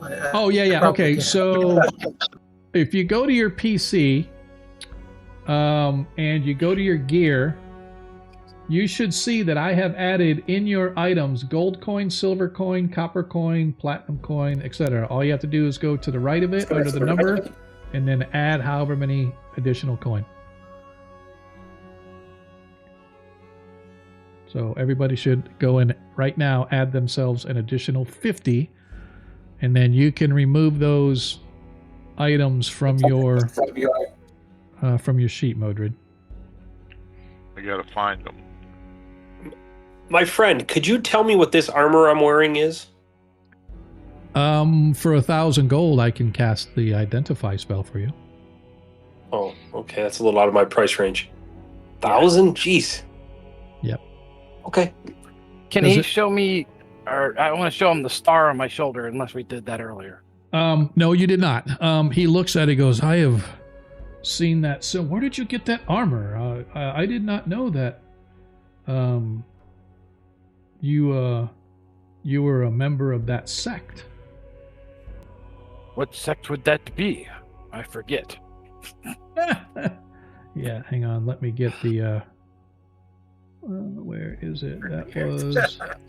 No, I have to go back and I wanna read the thingamabob. Where is it? Spurs. It was. Do. Sorry, I'm trying to.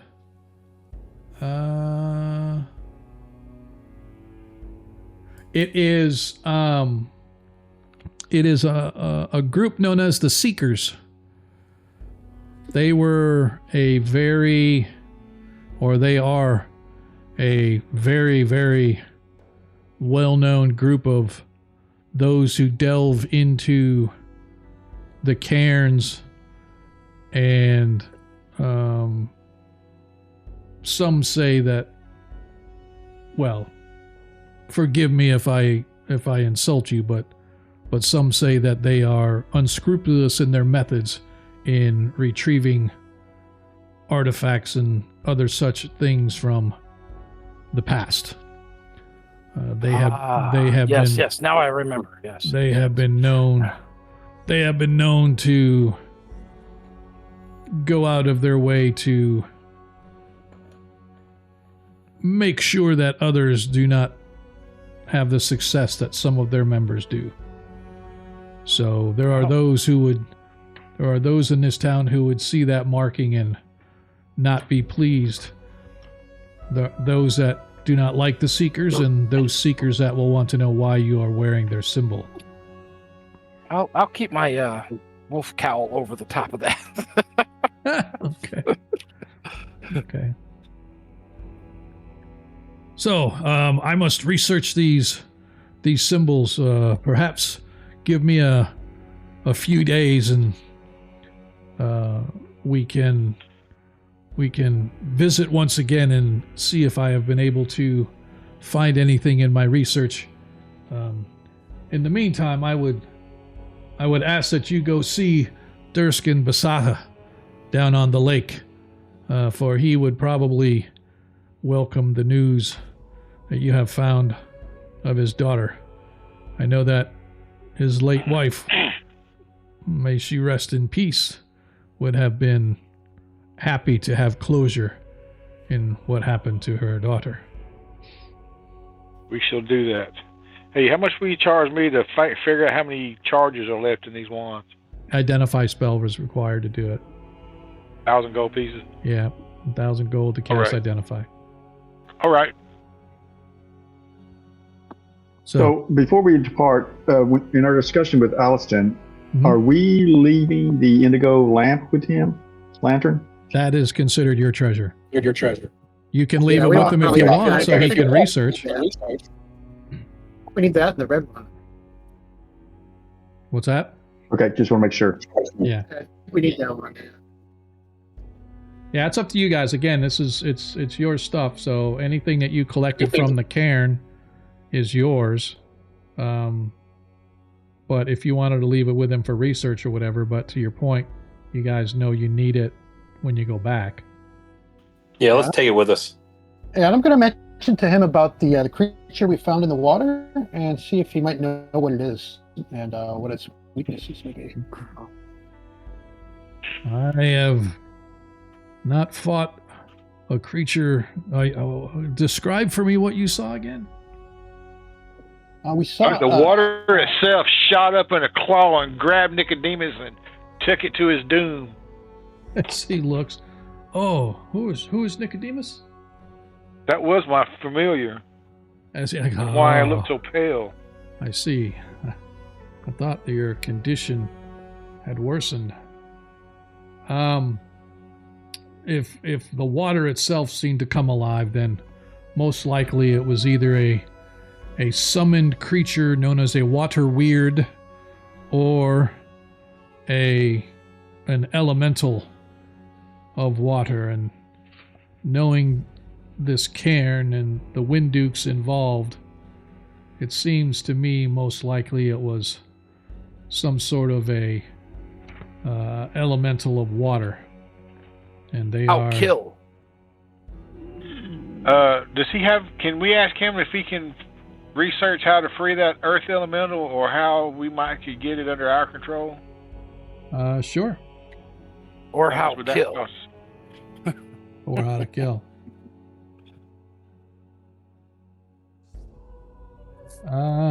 Yeah, he can definitely do that. But he says it's going to take him a few days, so perhaps you all can get some rest and relaxation.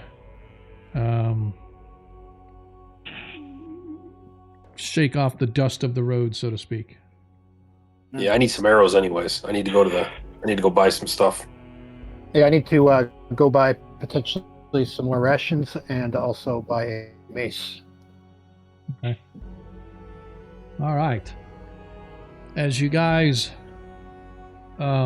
depart, and I'm assuming that you guys are going to want to go to well, there's a few places that you guys can actually stay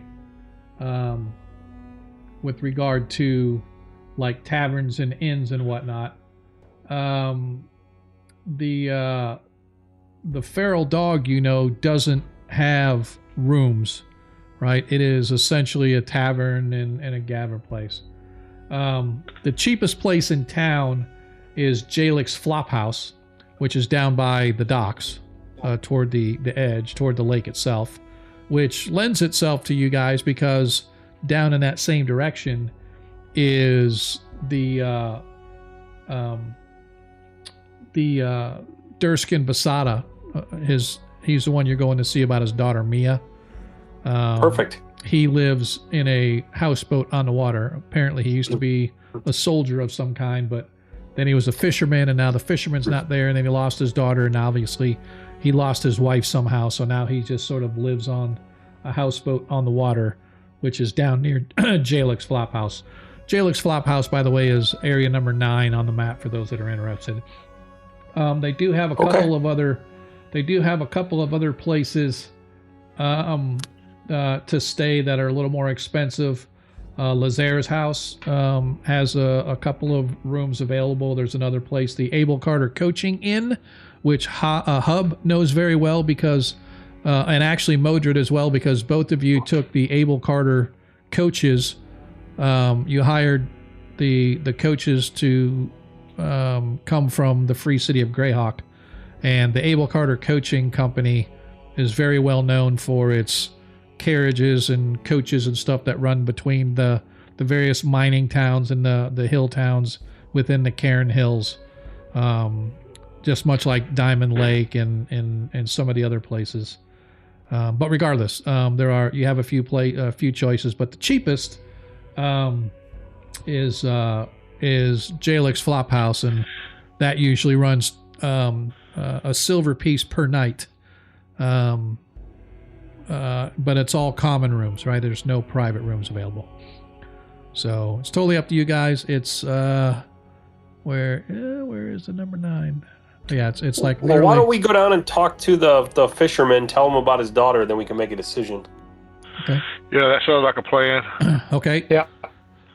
So you guys leave your benefactor and begin heading toward the docks. So down here in the dock area is right along Front Street. You can see there's old rickety docks, and there are some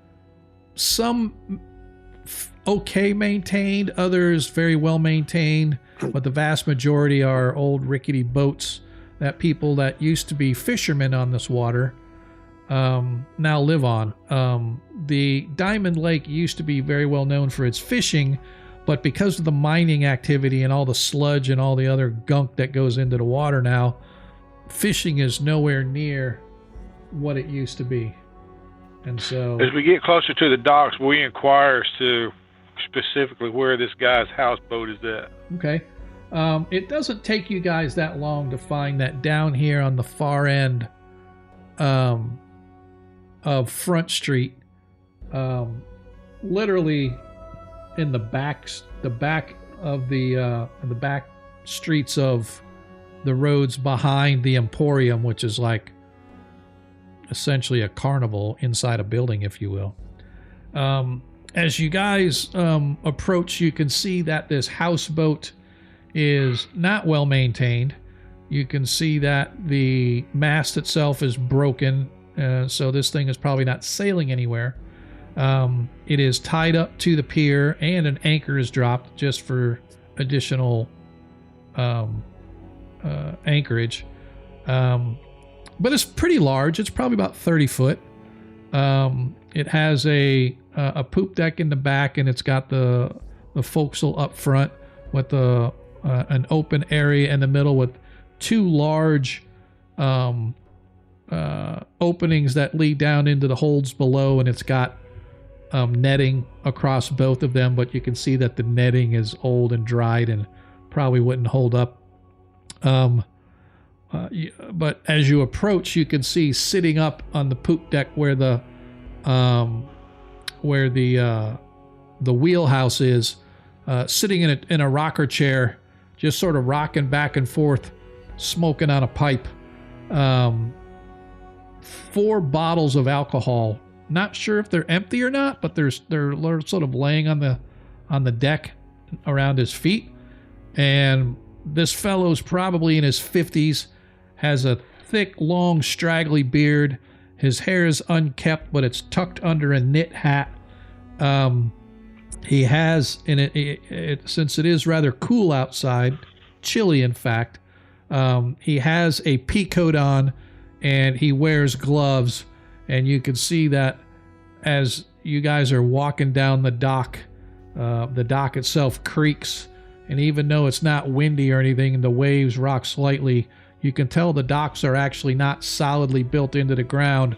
They're more on big buoys of some kind, so they sort of rock and weave a little bit with the water as you approach. Again, he's facing away from you guys, looking out over the water, and he draws heavily on his pipe and he blows it out, and then you can see his other hand comes into view and it has a brownish bottle of some liquid, and he tilts it back, takes a big drink, dribbles down the front of him, lets out a large belch, and goes back to smoking. My friend, sir. Don't want none, don't need none. Not for hire, go away. We have news for you. Yeah. Whatever news I need, I get from the Emporium on Wednesdays.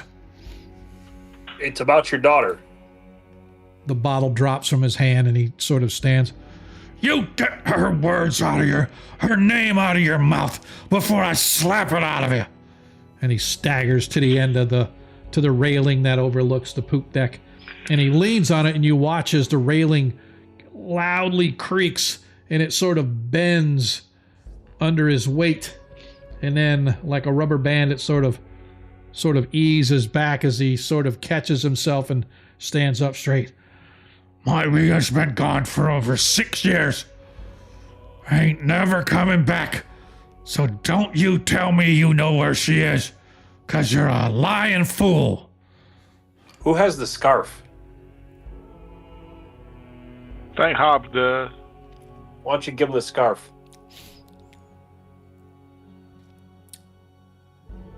I want to give it to somebody else to give to him.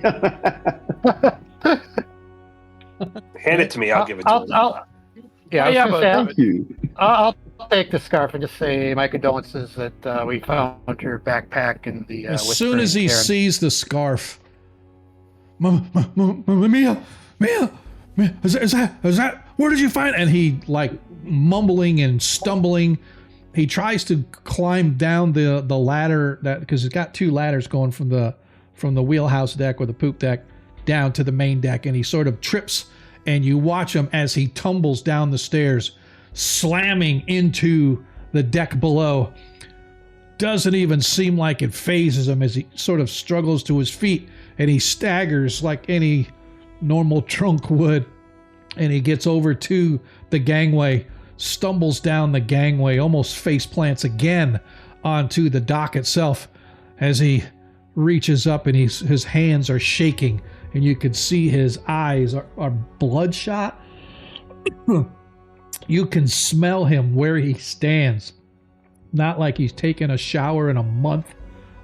His beard is even more scraggly and rangy looking than it did from a distance away as he grabs the scarf and he brings it up to his face and he breathes it in. And he just looks at, where did you find this? Yeah, well, I'll say I'm sorry, and we'll tell him about the fact that we found the backpack with the scarf inside the whiskey can. You didn't find her. No, we have not found her, but we found her belongings. You find her bones. You find anything but her sack or her scarf? Nothing but her belongings. So maybe she's still alive. She could be still alive. Maybe she run off. Maybe she got picked up by bandits or something, or maybe those monks that live up on the hill. Maybe I haven't seen them, and well, maybe she lived there. Maybe she's living with some ranger Mowgli or places something. a calming hand on his shoulder, and he as much as he hates to tell him, he talks about the big, huge snake skin that we found, amongst all the where she was at, and he surmises that she was probably taken by that snake. He slaps your hand away. You didn't find her. She could be alive. You just go. It's the same as everybody else. You come and tell me that you find her, and then you tell me that you didn't find her, and now I don't know what. Just go. Well, Mulgar steps forward. He says, "Sir, we will do everything we can to find her. If she's still out there, we will find her." He affirms that. He sort of doesn't even say words. It's more like a, and he sort of waves his hand as he takes the scarf and staggers his way back up the gangplank. Well, I think we've done as little as we can. Yep. Yeah, we almost did more Isn't harm that than good. supposed to be as much as you can? I think it is supposed to be. In this case, it does not seem that way. I think we don't want to talk to him until we actually find out more information, like a body or not. Yeah, Thanks if you a lot, look on Razor, the for sending us party here. journals, it talks about a small pouch with some gold and a gem in it on one of them days. Yep. A small pouch with 15 silver pieces, 35 gold pieces, and a small ruby worth 50 gold pieces. And the Wind Duke of Law. Yep. So we got a little more gold, a little more treasure than what we thought. And we got this bracelet I'm wearing, or bracelet or armband or whatever it is. Bracelet, If I was you, whatever. I'd keep that bad boy just because it's Give me a wisdom check, please. But -4 on your roll, please. There, Mulgar. Okay. Wisdom. -4. Not my strong suit. Let's see. Yeah, nothing to see here. Oh, sorry, you did get it because I told you to do a -4, and it already minuses 4 for you. So it should have been. Okay. It should have been. You rolled a 7 instead of a 15. Oh, okay. So you did pass. So you know that this is elven craftsmanship, and that if you were to sell it, you would probably want to find an elven buyer because you could probably get more money for it because elves tend to like their stuff better than like a human would give you. Well, then until then, I wear it. Okay. All right. Well, I need arrows, so I need to go to the shop and buy arrows. Yep, I need a mace. So, who's going where? I need arrows too, so. I need to do some shopping also. He's going to try to sell his daggers and get a sling and some sling stones. I'm going to start trying to be a slinger. Okay. So you guys spend a little bit of time. It's probably about an hour or so before sundown. Many of the shops are beginning to close. However, asking around, and this is for specifically for Biamba and Mulgar, there is a rather, I guess, popular or well-respected, it could be a good term, Bower and Fletcher here in town. A young woman by the name of Vanell. Vanell is in just on the outskirts of the main part of town in Area 17. She has a shop there, and she's like I said, she's very well respected in the quality of her bows and arrows, and she has other weapons too. She does a lot of trade and stuff from the Free City. There is a place in town known as the Captain's Blade. It's a weapon shop. Obviously, probably deals like, you know, your typical blades, swords, daggers, things like that. There's obviously a general store. The general store is Area 7 right here in town. Like right here, this big gold roof building, you can tell. So there's several places you guys just need to, but like I said, by the time you guys find out where to go and what you're doing, most of the stores and shops are all closing for the night. So I am not sure if you guys what hotel, what inn offers not the common rooms? What's the next level down? What inn is, I don't want to stay in a common room. What's the next one cheapest? Oh, like I said, so Jalek's Flophouse is the cheapest, right? That's the one, that's what I said. That's the one where... Yeah, let's go up one level. Probably the Abel Carter Coaching Inn. Good enough. It's a very popular place. It's more like 4 silver pieces per night. We can afford that. Or I can. Yeah, so if you guys wanted to stay there, you can. That's number 21. That's over here. That's where I'm staying. How many gold pieces to a silver pieces to a gold? 22? There's 20 silver 20? and a gold. Yep. They're basically nickels if dollars. Yep. Or gold pieces or dollars. So is that where everybody's going, or is anybody going to Jalek's Flophouse? I'm going to the Coaching Inn. All right. I think I'll follow the pack. All right. Me too. The strength of the pack All right, is the I paid pack. 4 silver. The strength of the pack is the pack. All right. So, first things first, as you guys pay, please take 4 silver coins off of your treasure. If you don't have that, take 1 gold off and give yourself 20 silver, and then take the silver off for the night stay.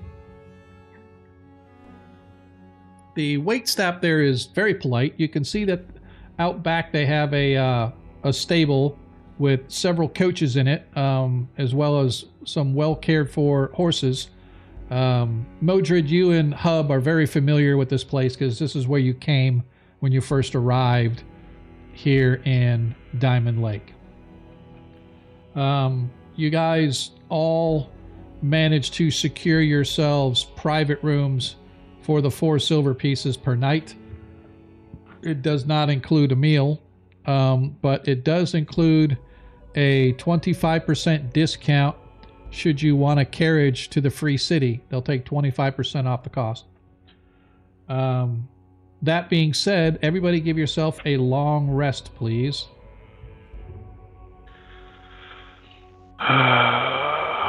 And you do not have to take your food off if you don't want to, because you guys are in town. You can just pay for your own food. What's that again? If you go to your gear, and then there is a, right in the middle, there's a, where it says camp. You could do long Oh, rest. there it is. Okay. Yeah.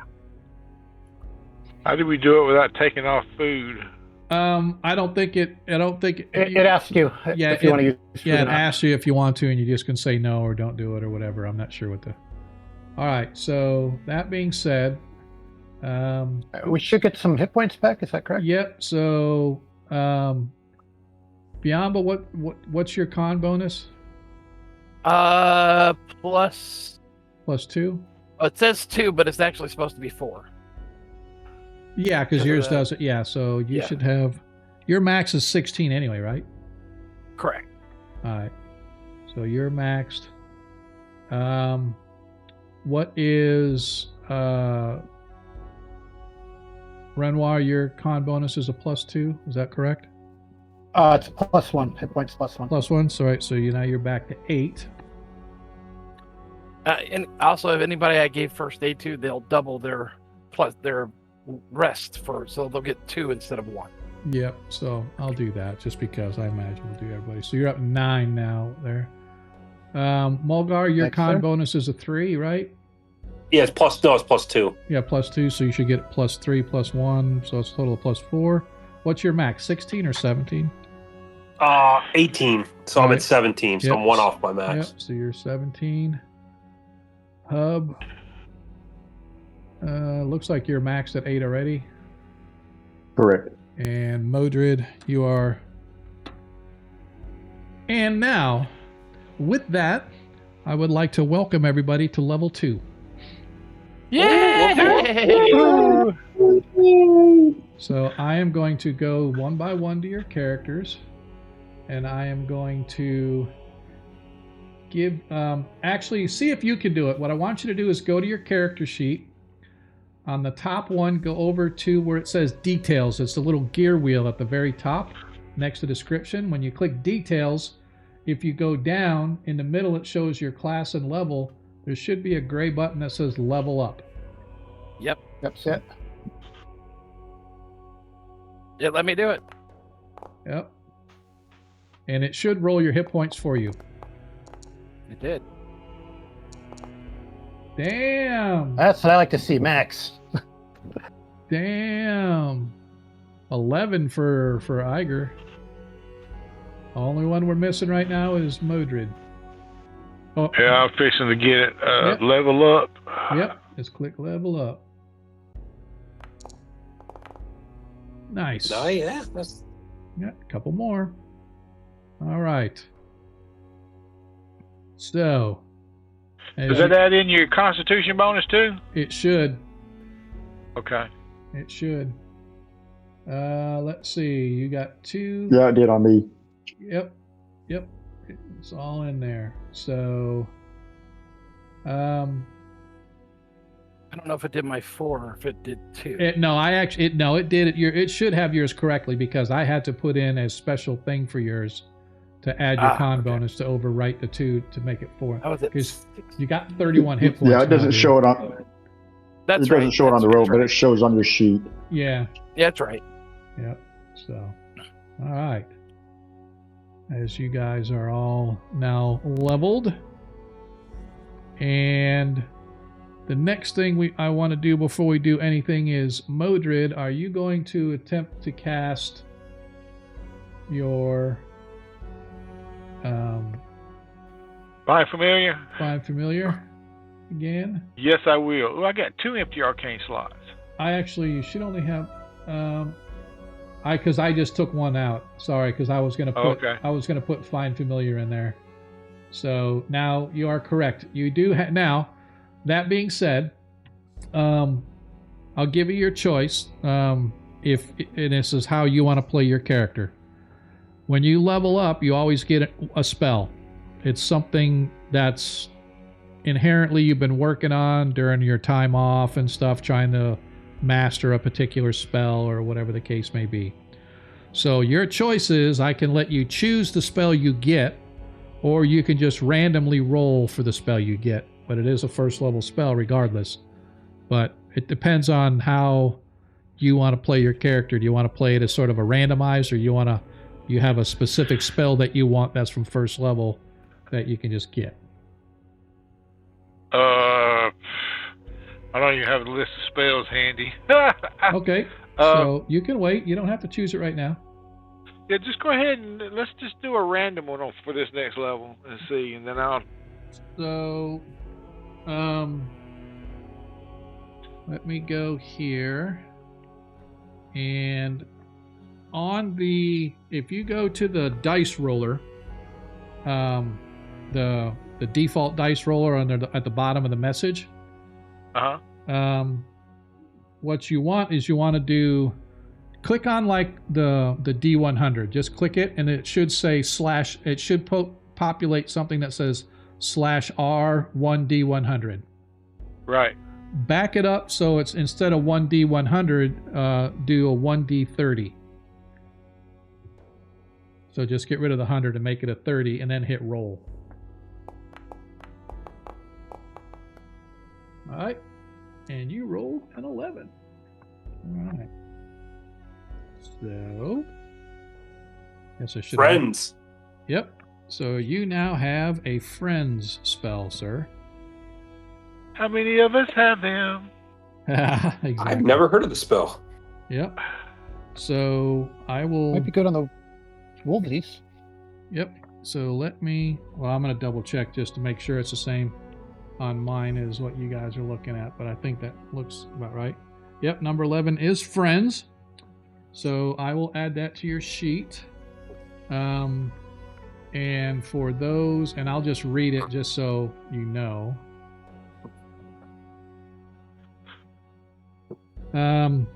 A friend spell causes a magic user to gain a temporary increase of 2 to 8 points in charisma, or a temporary lowering of charisma by 1 to 4 points, depending upon whether creatures within the area of effect of spell make or fail their saving throw versus magic. Those that fail their save will be very impressed with the spellcaster and desire greatly to be his or her friend and to help. Those that do not fail will be uneasy in the spellcaster's presence and tend to find him or her irritating. Note this spell has absolutely no effect on creatures of animal intelligence or lower. The components for this spell are chalk or white flour, lamp black or soot, and vermilion applied to the face before casting the spell. Not that that matters, but. So, all right. How do I add it? I am getting ready to add that to your character sheet right now. Cool. If we go here. Hey, it's you guys. You know, we're all in our separate rooms, and somebody, y'all hear me say, "I did it! I've got it!" And I'm gonna cast a spell to see if it works, and I'm gonna go talk to the barbarian and see if he likes me. I like it. All right, so let's drop it on here. Let it go. Oh, there it is. And never, ever tell him I bewitched him. Yeah.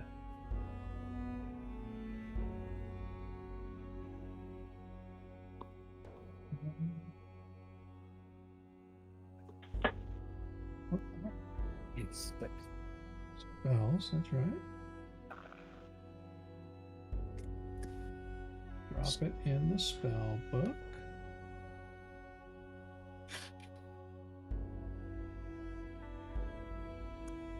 Why is it not? Oh, there we go. Ding! There we go. And now you have the spell Friends. And if you open up your spell book, you'll see Friends, and now you should be able to add it as a spell slot. Yep, it's there. Sweet. All right.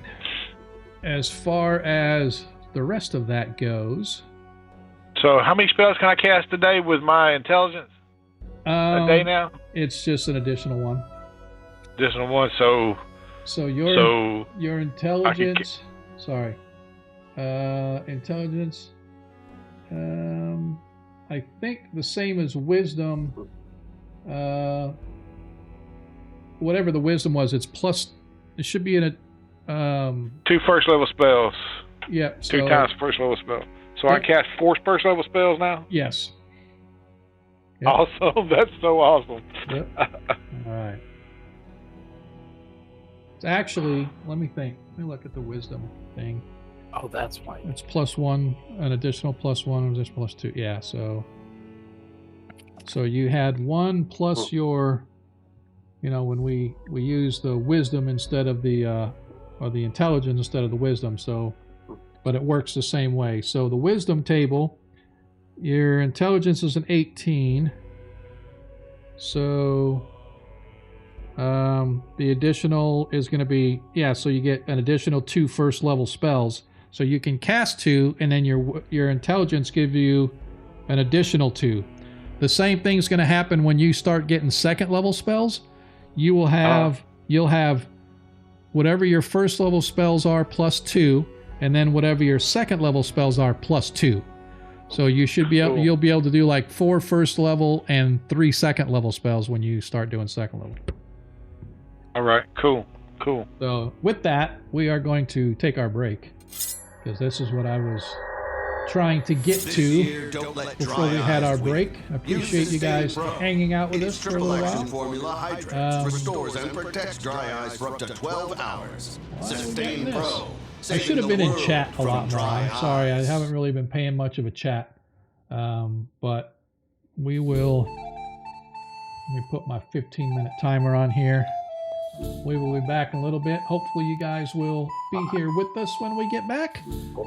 Until then, players, you can tidy up your character sheets, make sure you got everything that you're supposed to have and not have whatever you're not supposed to have. Get rid of it. And we'll be back in a few. Appreciate you. Yeah, for the other clerics, Renoir, I did memorize one of my spells being detect magic if we want to do that in any of the items we got. So I think we might know what's magic and what's not. What y'all talking about? Oh, I did just have a detect magic spell if we need to find out if any particular item we found is magic or not. I don't. Do I got detect magic? I don't know if I do or not. Yeah, I definitely got it. So it's one of the things I dropped on one of my spell slots.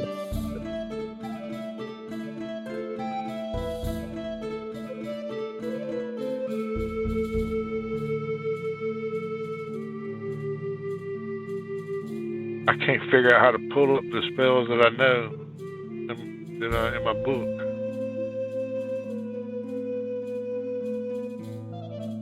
I do not know. It keeps shrinking. What's up with that? Ah!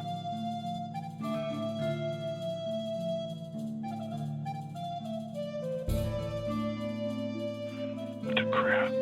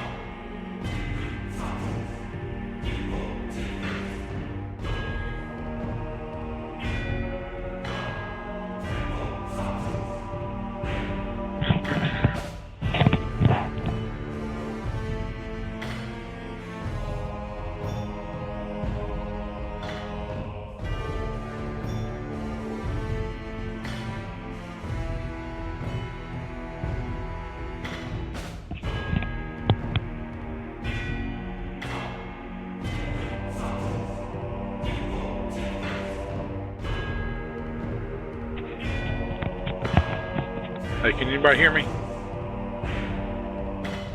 I can hear you. You hear a beeping noise? Nope.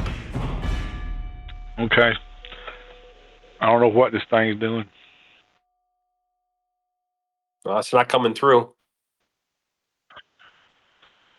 That's good. I'm glad.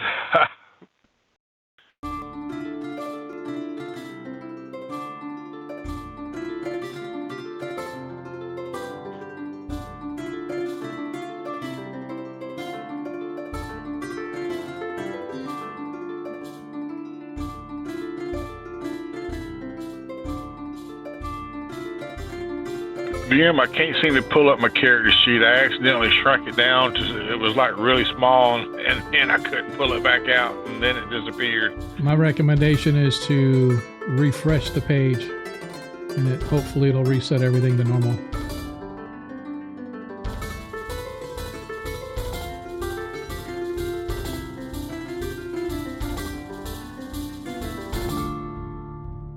Do you think as a familiar you can find maybe an alligator that can go in there and kill the water creature? I got a cat this time. Oh, I don't think that's going to do us any good. Do we want to send the cat in the water? No, of course not. Cats don't like water. Yeah, no more killing off the wizard's familiars here, I think. I was hoping he'd get an alligator. We could send an alligator in there. I'm sure he'd be fine. I don't think our wizard could handle any more deaths as familiars. Well, we seem to still have the same problem. We don't exactly know what to do with the water elemental. Well, we do know that we need to water go get elemental.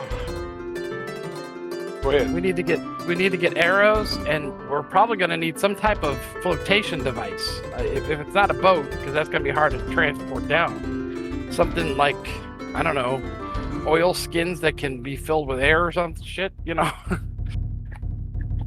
But I don't know. Is that going to do us any good though? Because if we get on the water, isn't he just going to trounce us on the water? He's going to trounce us either way. Yeah. So we got to find a way to null him. Well, that's why I was hoping with that wand to shatter, but I guess that's not going to work. I was hoping if we could break the floor, maybe the water drains or something. At least some of it. I'm thinking that all of that water. I bet it's a gigantic water elemental. I mean, I'm thinking we're gonna need some serious mojo to get rid of it. At second level, water elementals. Well, I mean, this is AD&D. It's not, that every encounter can be beaten with force. It's live and run away and live to fight another day kind of stuff. I mean, I don't know. I'm just saying. No, you're absolutely correct. We might have to run away. But... Monkey came up with a good idea in the chat. We get a bunch of camels and let them drink all the water. I like that. I don't know how we get the camels down there, but it's an excellent plan. Yeah, we just got to get a lot of ice cubes and drop them in the water, because I don't think any of us can cast any cold-based spells. For those in the chat, nobody has any nat 20s or nat 1s or anything. We are out of everything. Did the domestic cat give me any extra hit points? Yeah, I was getting ready to turn that back on for you. Yay! Should be getting 2 hit points, I think, from him. Monkeys What's the cat's name? 20s. Here we go. I haven't thought of a good Monkeys cat in the name house. yet.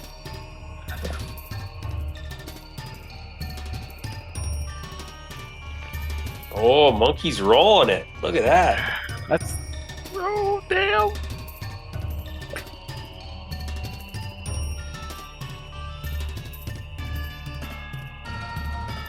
Whatever ones, and there's 4 of them. So, besides Damn, nice. Nice. Thank you, we Monkey. roll for him. Thanks, Monkey. Modred, you are back to 10 hit points.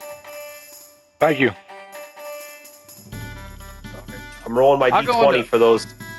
Oh, I'll go into sorry. Friday, and I was just gonna say I'll go into Friday's game and drop some 20s or 1s or whatever they want. Well, Mulgar may not be getting one of those. I got a 6. We're rolling for him. What are we rolling? A D20? I assume that's what Sean said we do if he doesn't name who gets them. Well, no, I assume that he was giving one for everybody, but there's only 4.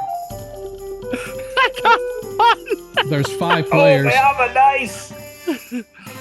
What? I got a nat 1. For what? Oh, on the thing? Well, we were just rolling it on. Yeah. Oh, okay. Oh, wow, never mind. Yeah, he got him. All right, so... No. Oh, okay. 1, 2, 3, 4. So Monkey gave 6, so everybody gets a nat 20. Oh, he gives. Thank you, Monkey. Ooh, thank you, sir. Yes, thank you. Damn, how do I look at my spell book again? I can't pull it up. The spells that's in my spell book. If you go to your gear, and then there's a spell book on your gear. Okay. All right. So I got a nat 20. Yes.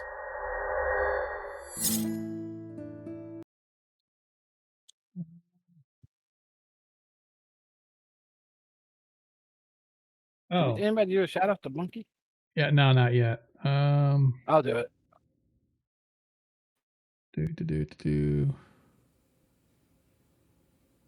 I'm looking for Lucicio said that he gave one, and I don't see it. I see it on the one side, but I don't see it on the chat anywhere.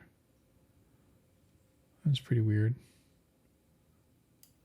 I saw Lucitios. He posted a dancing. It looks like a treasure chest. What are those things? A mimic. Right. Yeah, he redeemed a natural 20. Did he? It's right under Monkey's last one. Monkey's last one? Yeah. Oh, there it Monkey is. You're gave right. 5. Oh, okay. Yep, and then, I'm sorry. That's what I was thinking. Monkey gave 4 and then 2 more, but Lucius gave 1. Oh, yeah, I see it now. Okay. Yeah. All right, cool. All right. Thank you guys. And there.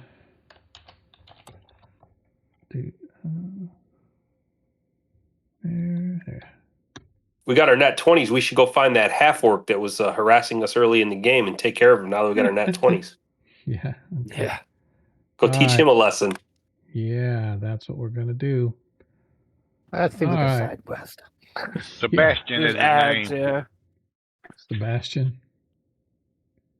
You got ads going on right now. Yeah, I know. That's all right. So, all right, let me get back to where we were. And welcome back. Appreciate everybody hanging out with us as our party has just completed leveling themselves. It is let me add 1 down. 4, 4, 4, 5.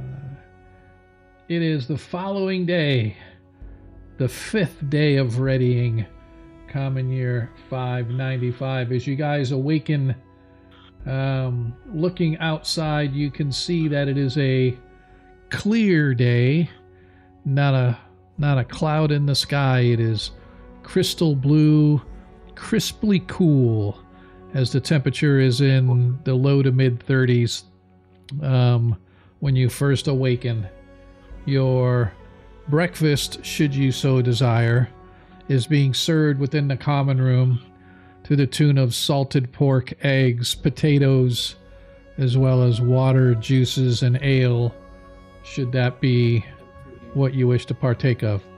If you wish to partake of breakfast, it is 3 silver pieces. If not, it is nothing, and you can go about your business. As the sun is rising, the town of Diamond Lake has the ever-present blackened soot-like mist that lingers in the air even on a crystal clear day, and the wind blowing. While it keeps the air partially clean, it is still thick and heavy with soot from the smelters as the continual ore gets raked up out of the mines, put on the carts, heavily laden, and dragged through the streets, causing the ruts to be deeper, causing the pathways to be more of a pain in the ass to navigate. But regardless, it is the next day as you guys awaken. What do we want to do? Well, he goes. Moji goes downstairs and pays his. What'd you say? 3 gold pieces for breakfast? No, 3 silver pieces. And he asked for 3 silver. My bad. And he asked for a kettle of hot water to be brought to his table in lieu of wine or whatever the breakfast drink is. Absolutely, sir. And he makes his black root tea and he drinks it and eats his breakfast. Okay. While you are down eating breakfast, Mulgar, you make your way across the short walk, perhaps 10 minutes, and you find yourselves outside this little hovel here next to the large building. You can see that sitting outside is I guess for a human, an older girl, perhaps in her mid-20s, early 30s. She has her shop opened in the sense that it is this square building about maybe 10 or 15 feet square. It has a door leading in, but there is a large window door that is open. The shutters are open. A panel has come down, forming like a almost like a shelf or a desk outside. It's kind of like one of those if you go to the beach and they got the towel thing there, and you can go in and got all the towels in there, and the guy's standing behind inside and he's handing out towels to people. It's kind of like one of those, but it's a little bit larger, and you can see lining the walls are quivers upon quivers of arrows. You can see several bows, some made of oak, some made of ash, some long, some short, but it is a very nice mix. And in addition, along the bottom in the back, you can see there are several blades, long swords, short swords, some daggers and whatnot, hanging in various leather straps sort of hung up on the back wall. And as you approach, you can see this young girl with a whetstone sharpening the barbs on her latest arrow to be fashioned. As she glances and looks at you, she quickly notices that you don't have many arrows, and she sort of grins. Looks like today I'm going to make enough to pay my rent. I need a quiver, another quiver. I need a second quiver. Okay. And what would you charge me for silver tipped arrows? Oh, I'm sorry. Those would have to be custom specially made, so I don't have those handy to be made. But were I to do such a thing, it would merely be the cost of the normal arrow plus a silver coin, because that's how much I would take to melt down to make the tip. Okay, well, I would like to put on order 20 of them. 20. So whatever the cost of 20 arrows is, let me look in the player's handbook. Let me look. A dozen arrows is a gold piece. All right, so it will be 1 gold, 10 silver for the arrows, and another 20 silver, so another gold, to tip them. So 2.5 gold. 2 gold, 10 silver, correct. In order to buy 12 arrows, silver tipped. Okay, that's good enough. I'll give her 3. I'll give her 3 for it. We'll because I need another quiver now and a total of 16 arrows that I'll have 2 quivers full to make it the math hard. Yeah, so she only sells them in batches of 12. Right? Okay. I'm going to buy 1 batch of 12 as well. So that's a 1 gold piece, correct? No, it's 1 gold, 10 silver for 12 regular arrows? Yes. There's a markup here. It's not the PHP price. It's an extra. Okay. It's an extra 10 silver So that So would it's be 2. Okay, I just got to make sure I document it correctly. yep. So she gives you a quiver of 12 arrows for 1 gold, 10 silver. Okay, I'll do the same Okay. for that too, because I need arrows now. Okay, and that's 12 arrows. Yep. Okay. And then on order, you have coming 12 arrows silver tipped. And you gave her 3 gold for that. So I need to take that off. Okay. And she says she can have those in a couple of days because she has the arrows. She just needs to melt the silver and tip them. Perfect. New quantity 60. What the hell? Oh, yeah. Hey, can I add the arrows myself, or You should be able to. Yeah, it lets you do it in your gear. gear? Okay. You should see the quiver, and then you might have to add a new quiver. So I would just duplicate it. Okay, so I can do 2 quivers. Yeah, I have one on my horse and one that I carry. So And Renoir, look around to see if there's a footman's mace. Not here. However, if as I had mentioned yesterday, there is a place known as the Captain's Blade. It is area 16. The Captain's Blade deals with different types of weapons and whatnot, so you might be able to find a mace there. It's all the way up there by Allustan's house, all the way up on the left-hand side of the of the town. I'll So. go up that way. So, What would I So are buy? we A sling shopping and now? some sling bullets. I'm sorry. Say that again. What about sling bullets? Where would I find sling and sling bullets? Where would I buy them at? Probably General at the store or general the- store. Yeah, probably at the general store, which is number 7. it's yeah. Yeah, I'll go with you to the general store because I need to stock up on provisions anyways. Let's get some rations. All right. As you step in, you see that there is a middle-aged man, very thin, kind of wiry, starting to bald. His hair is a little bit long. Wiry. What's that? Wiry. Nothing. No, Rodri. Yeah. So he's you guys seen replacements? yeah. So he's kind of thin and wiry. Yeah, I'm Whitey. Yep, gets every time. As he's, like I said, a middle-aged, kind of balding, dark hair, dark eyes, wears plain, normal clothing. He's talking to somebody right now, and as he sees you come in, welcome, gentlemen, welcome. I will be with you in one moment, please.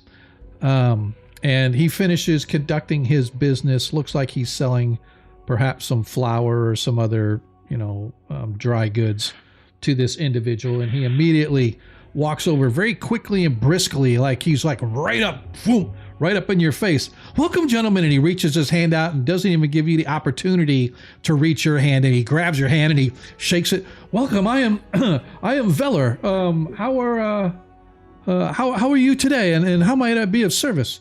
We have everything that you need. Should you wish to go exploring into the wilderness, as I can tell you are experienced, wise, and dangerous men, eh? Ha ha.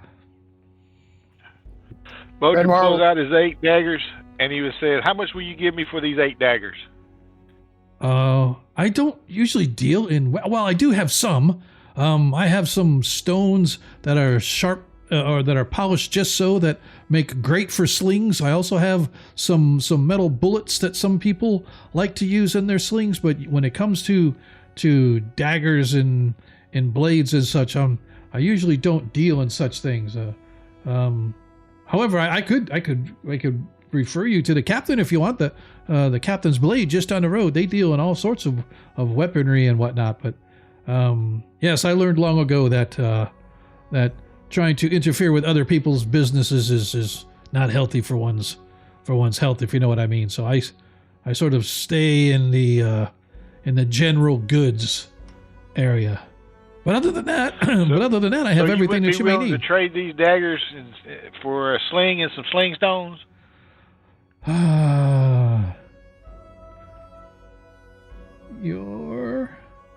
What's your charisma?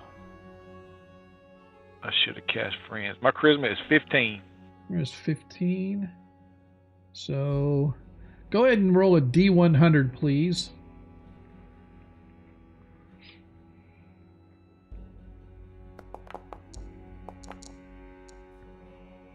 As he looks and he says, my friend, I can tell that you are in need of a sling in very bad. So I tell you what, I will give you the going rate for a dagger here in town, and I will give you 1 gold piece for each dagger that you wish to part ways with. I give him all 8. All right. As he gives you 8 gold coins, I shall add it to your sheet for you. Okay. That gives you 58 gold. Okay. And then I would like to buy a sling and a bag full of sling stones, or bullets, actually, sling bullets. Okay. So let us go, and I'll should be able to add that to your sheet. Where are we now? Does it have it in here? Bullets? Doesn't have the cost.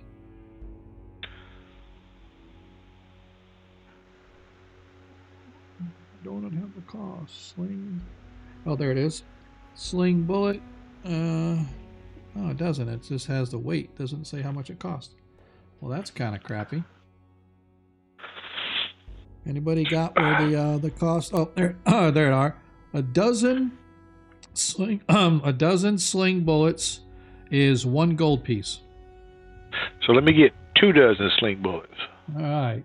So that will be take 2 gold pieces off your sheet. Let me do that. That leaves you with 56. Oops.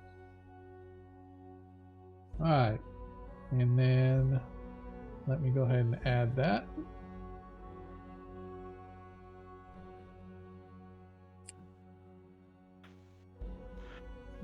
Okay. And where did it drop? Of course, it's way up. Okay. Yep. And you want 24 of them, right?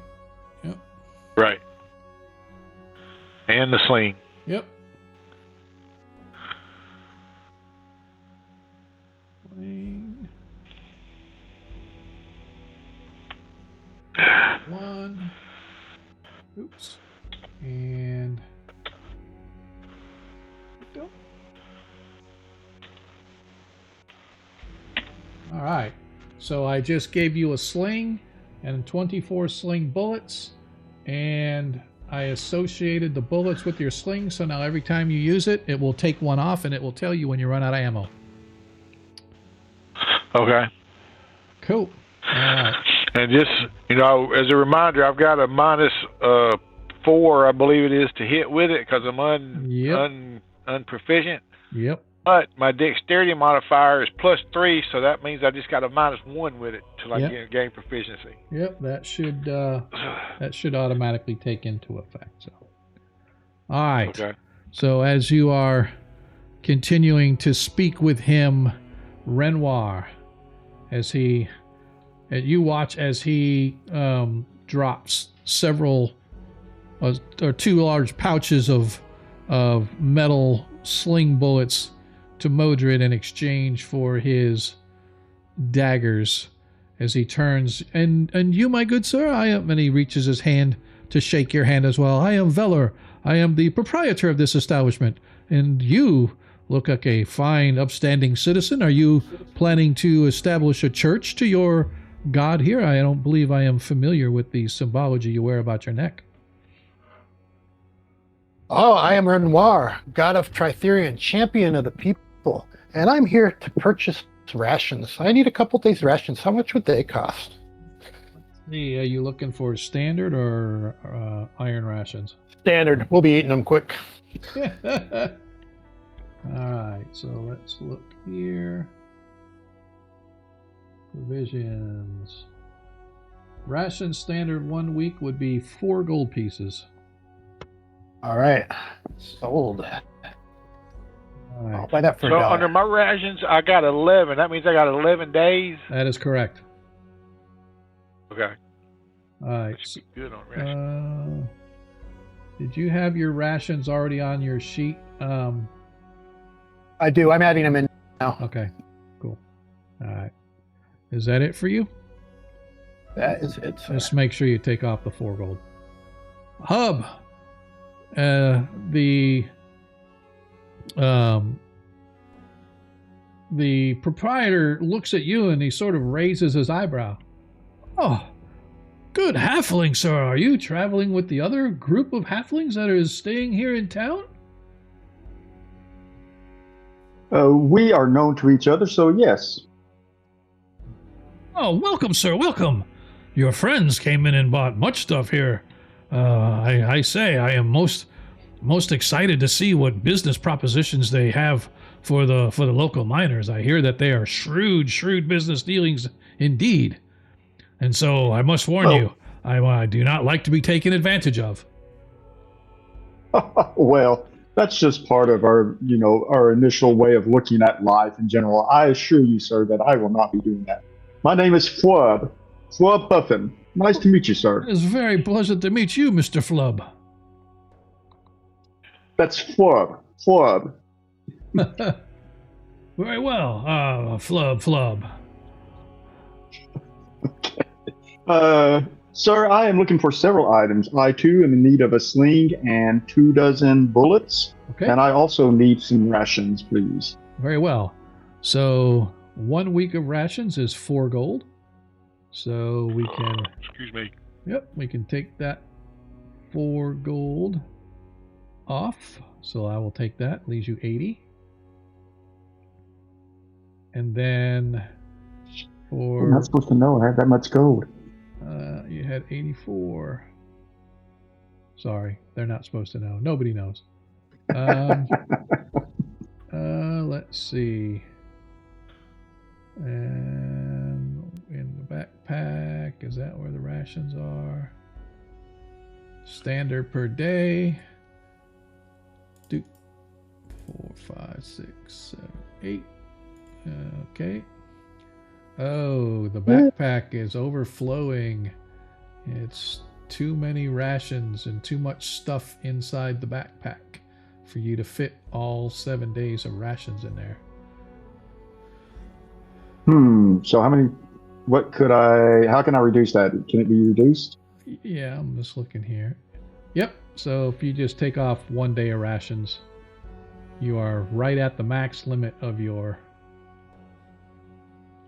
backpack, which is 30 pounds. Okay. Will I get any money back for that 1 day's ration? Yeah, I will. Let me give you back a couple silver. Thank you, good sir. All right, so get you some silver back for that. And then you already have a sling, right? It's not clear. I thought I had one, but when I'm looking at my equipment, I don't see it. So I don't want to cheat. So let's give me a sling and some bullets, please. Okay. 24 bullets to be precise. Okay. 24, you said? Yes, sir. All right.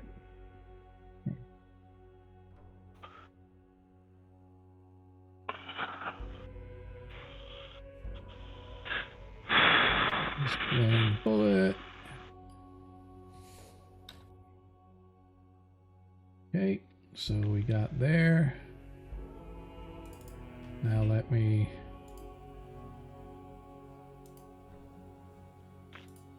Oh, where's the... Sorry, I'm just working through your stuff here, and it had 2 things for sling bullet, and I don't know why. Oh, you know what? I'll bet.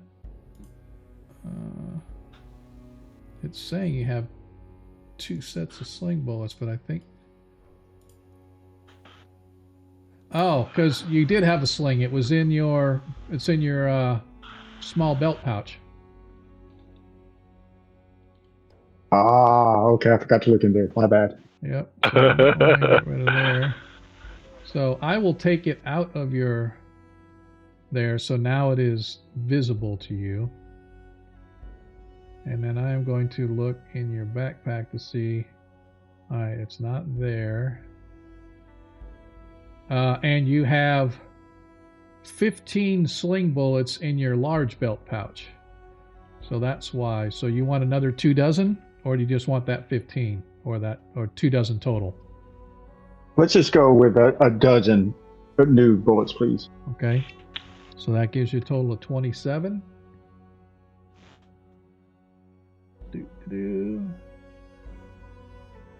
And let me go to your sling here. Ammo. Sling bullet. There we go. All right. You are good now. I got you a sling. I got you the bullet. I got you the food. Is there anything else I could do for you, sir?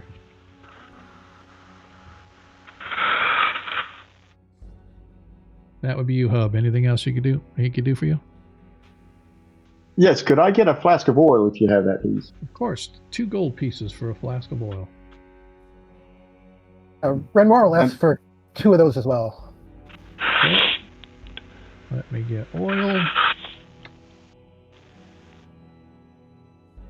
Modric speaks up and asks if he has any climbing gear.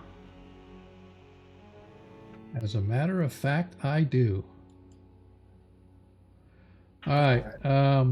Hub, I just gave you the thing of oil for 2 gold. And Renoir.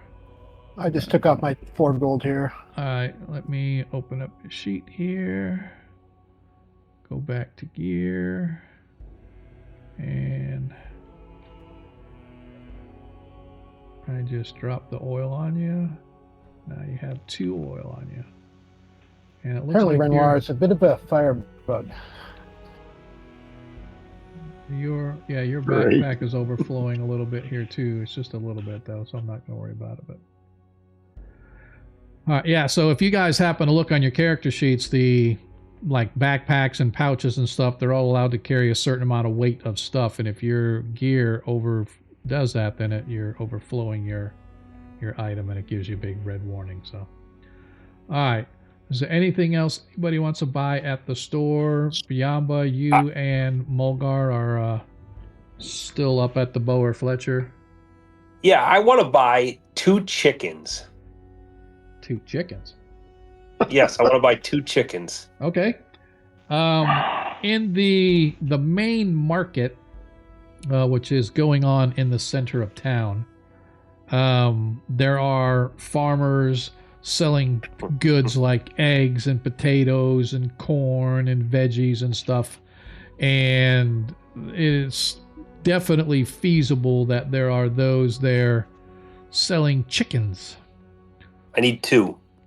2 chickens. I think they're like 15 gold apiece. What? I don't know. I've never Maybe I sold only want 1 then. That's expensive. I've only sold livestock once, so let me look. A chicken will cost you 5 copper pieces for each one. I will take 3 chickens. 3 chickens, please. All right, so 15 copper pieces, please. I got to figure out what's that, the silver? 1 silver is 10 copper. Okay. And how many did I need to 15? Yep. So okay. 2 silver. Okay, got it. Okay, I know how we're going to defeat the water elemental now. We're going to send the chickens in, and we're going to have him come up, and we're going to shoot him. All right, I'm glad somebody did. That's an idea. I wanted to try burning them, but you know. The only problem with that is they're resistant to normal weapons. Are they? I do not know, but I do know that water is not I'd have harmed to confirm by that with arrow. the sage. I would have to confirm that with the sage, but I do think they're immune to non-magical weapons. Well, then we're pretty well screwed. So let's Yeah, confirm with the until we sage and find let's go some, try yes. it. Let's go try my. Okay. Let's try it. I got no other My- ideas. So how much? My for the plan was climbing fire, gear? because of course it was fire. All right. I got 3 chickens, one at a time to release. Have them grab. We shoot and hope and pray that it works. All right. As you guys complete Gear. your as you guys complete your shopping tasks for the day, it is Sorry, this is Hub. I'm not done. I'm not Oh, sure if this sorry. place was selling. I apologize. Darts. I assumed it wasn't. I need to go buy some darts somewhere. yeah. If you want darts, you're gonna have to probably go to the captain's blade. Understood. Number 16. Yep. Oh, he Does is- anybody else need to? Does anybody else need I'm to go Mars there? along. Yep. Oh yeah. How about climbing gear? How much was climbing gear? Did he have Oh, any? I apologize. Yeah, let me keep putting the. I should have just leave this page open. I keep closing the book and then got to go right back to it. I'm sorry to be a pain. No, you're not a pain at all. Bayamba, do you need food or are we just going to hunt on our way? I have food, but I also mostly just hunt. Okay, let's do that. I don't want to buy more food then. I'll go with you. Okay. Okay. So don't see anything in here with regard to that. So I am going to say that climbing gear will run you 5 gold pieces. All right, I'll buy it. All right, the climbing gear includes 50 foot of rope. It includes pythons. It includes a small hammer for the pythons. It includes also things that fit around your boot that have claws on them, so you can like dig your feet into the rock as like you're climbing. So it has all of that. So there is no. I don't think there's a thing in my items list here for.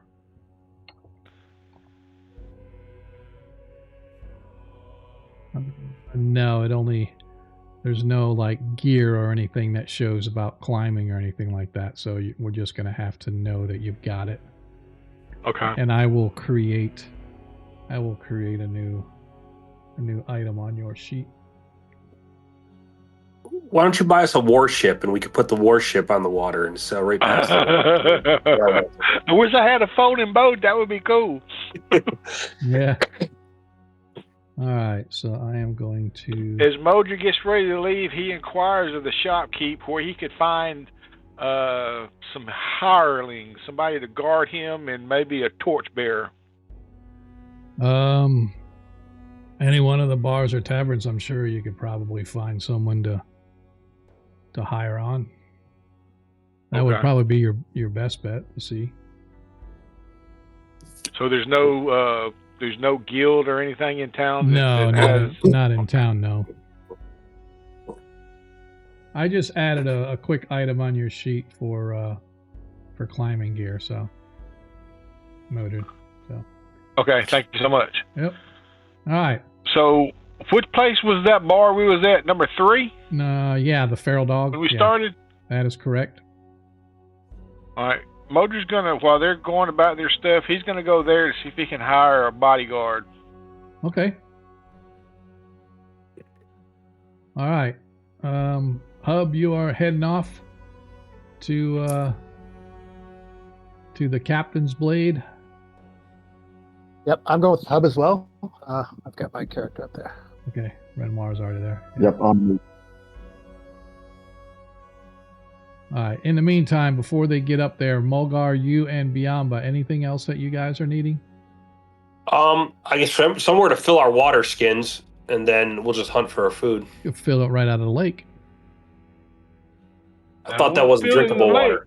I didn't. I don't know. I mean, it might be. If we need to, I've got the ability to memorize purify There's food and water. There's a town well right in the center of the thing here. There is. Good enough. Let's fill it with that. Let's do that. All right. While you guys So are I can watch Mordred get thrown out of the bar through the window. So a little bit later, Renoir, you and Hub find yourselves outside of a shop known as the Captain's Blade. The Captain's Blade is known apparently for their various weapons and whatnot. There is a large marquee sign swinging in the wind outside as you guys step into the store. You can hear in the far back of the shop the banging of metal on metal as somebody appears to be hammering out a new weapon or something. Various weapons of war line the walls: blades, long and short, scimitars, maces, daggers. To your delight, Hub, you see a bandoliera of darts that's hanging up on the wall. It's a crisscross leather piece that has like 6 darts, 3 on each side, in a sort of a fancy kind of a layout. As you step in, a man first of all, the banging of metal stops, and you guys see a large shadow moving your way. And when it reaches the door, this dude's got to be 7 foot tall. He sort of bends down and steps through the doorway. His shoulders barely fit. In fact, you look as he sort of turns his shoulders slightly sideways to fit through. Good day, gentlemen. Welcome to the Blade. I am your captain, Tyrell Everly. How might I be of service to you, warriors of the wild, today? I am Renoir, priest of Tritherion, and I'm looking for a new footman's mace. And I'll pull out my old one to kind of show what happened to it. It's all kind of melted at the end. And he looks at it. I need something better quality. This did not make it. Seen better days, has it? What were you smashing? Were you smashing with this? Bottles of acid or something? Pretty much. It came out of the toilet and it attacked us. Can you believe it? From the banyo. It attacked us and squished my mace. I've had some pretty wild shits in my life that I thought might have come alive, but I've never actually seen one come back out of the toilet. And he sort of laughs. He goes, Aye, Father, I've got just the thing you need. That's all you're looking for is another mace. And he sort of waves his hand at all the other blades. Plenty of fine metal here to stop anybody that you want to in its tracks. My God likes my attacks to be quote unquote. So just a mace for me. Very well. And he sort of hands you back your mace, and he walks around the side and he says, Here, come have a look. And you can see that there are several maces of varying designs, although they all fit the bill of a mace. A couple of them actually have engravings of what you recognize as the symbol of St. Cuthbert, and one that you don't recognize. But others are there without any engravings or markings whatsoever. I'll take a look at the one I don't recognize, and I'm going to ask him about what that symbol is. Oh, we've got a new priest. We've got a new priest in our town. That's his deity. Calls himself Jaskar.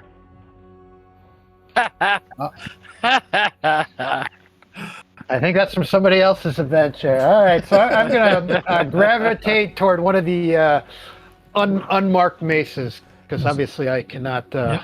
As he takes it, You want this engraved for you, or are you going to do it yourself, or you want it just plain? I'd like it engraved for me, and I'll basically show my holy symbol. I know your god Tritherian is well known in these parts. I can do it for you for an extra 2 silver coin if that's not too much of a burden on your pocketbook. Nothing is too much of a burden for Tritherion, so I will definitely pay that. That is what I have found to be the case for most priestly types. All right, Father. So, with the footman's mace and oops, sorry. That'll be 4 gold coins plus 2 silver for the engraving part. I'll gladly pay it, and I'll pass him over the old mace. And I'd be like, I'm not sure if you can use this or if it's useful to you. Oh, melt it right down and refashion its purpose. Aye, for sure. So Thank you. I'll pass that over to him. For that, I will do the engraving for free, Father. Therefore, strictly 4 gold coins is all the cost for you. Perfect. I'll take that off.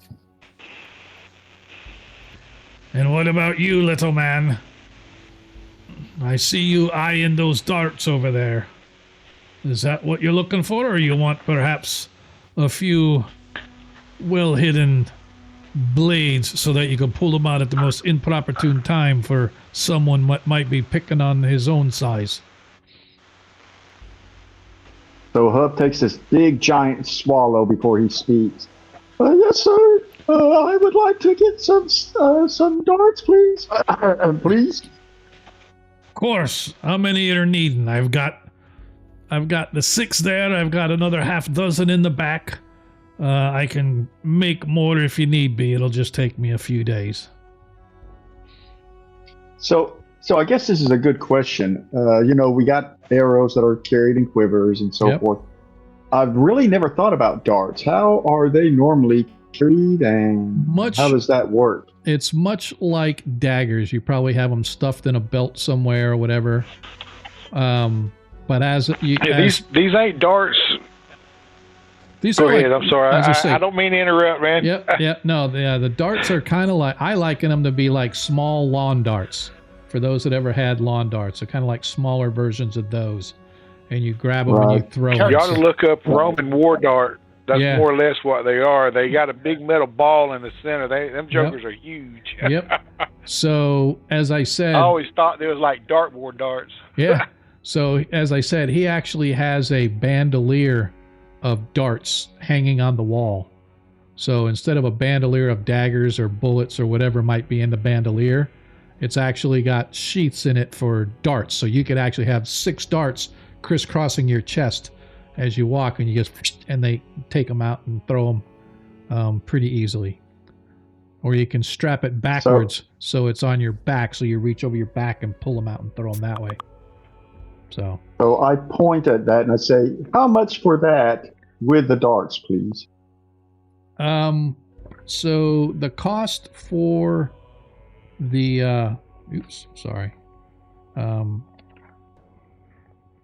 where'd that go? I just lost my page. Oh, there it is.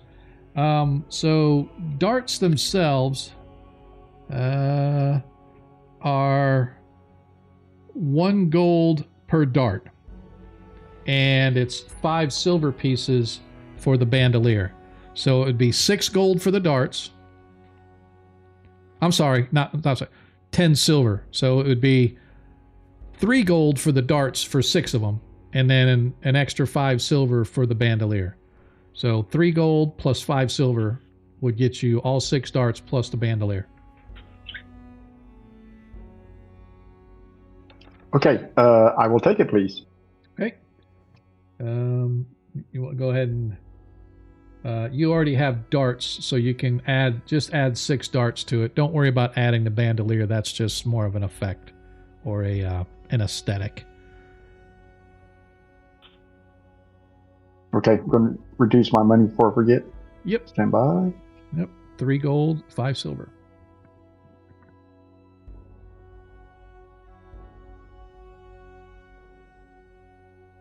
Okay, money's done, and now darts.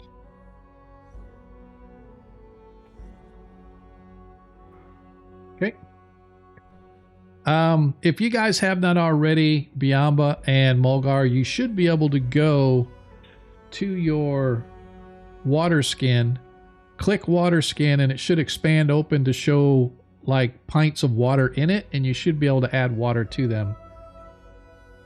Yeah, I did that last time. Okay. And it's free Yeah, for it you holds guys. 3 pints, right? Correct. 3's the maximum? Yes. Yep. Okay. Yeah. It says 3, so it should be good.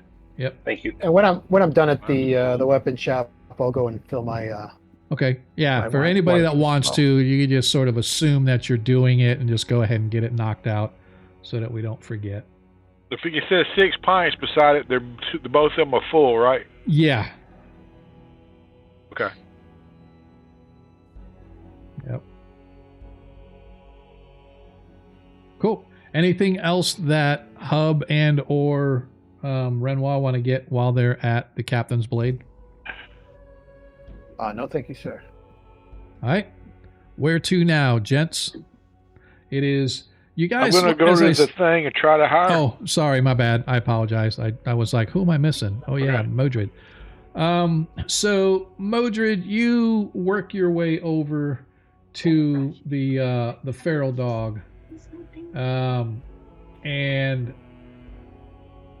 you find yourself inside, and it's, even though it is a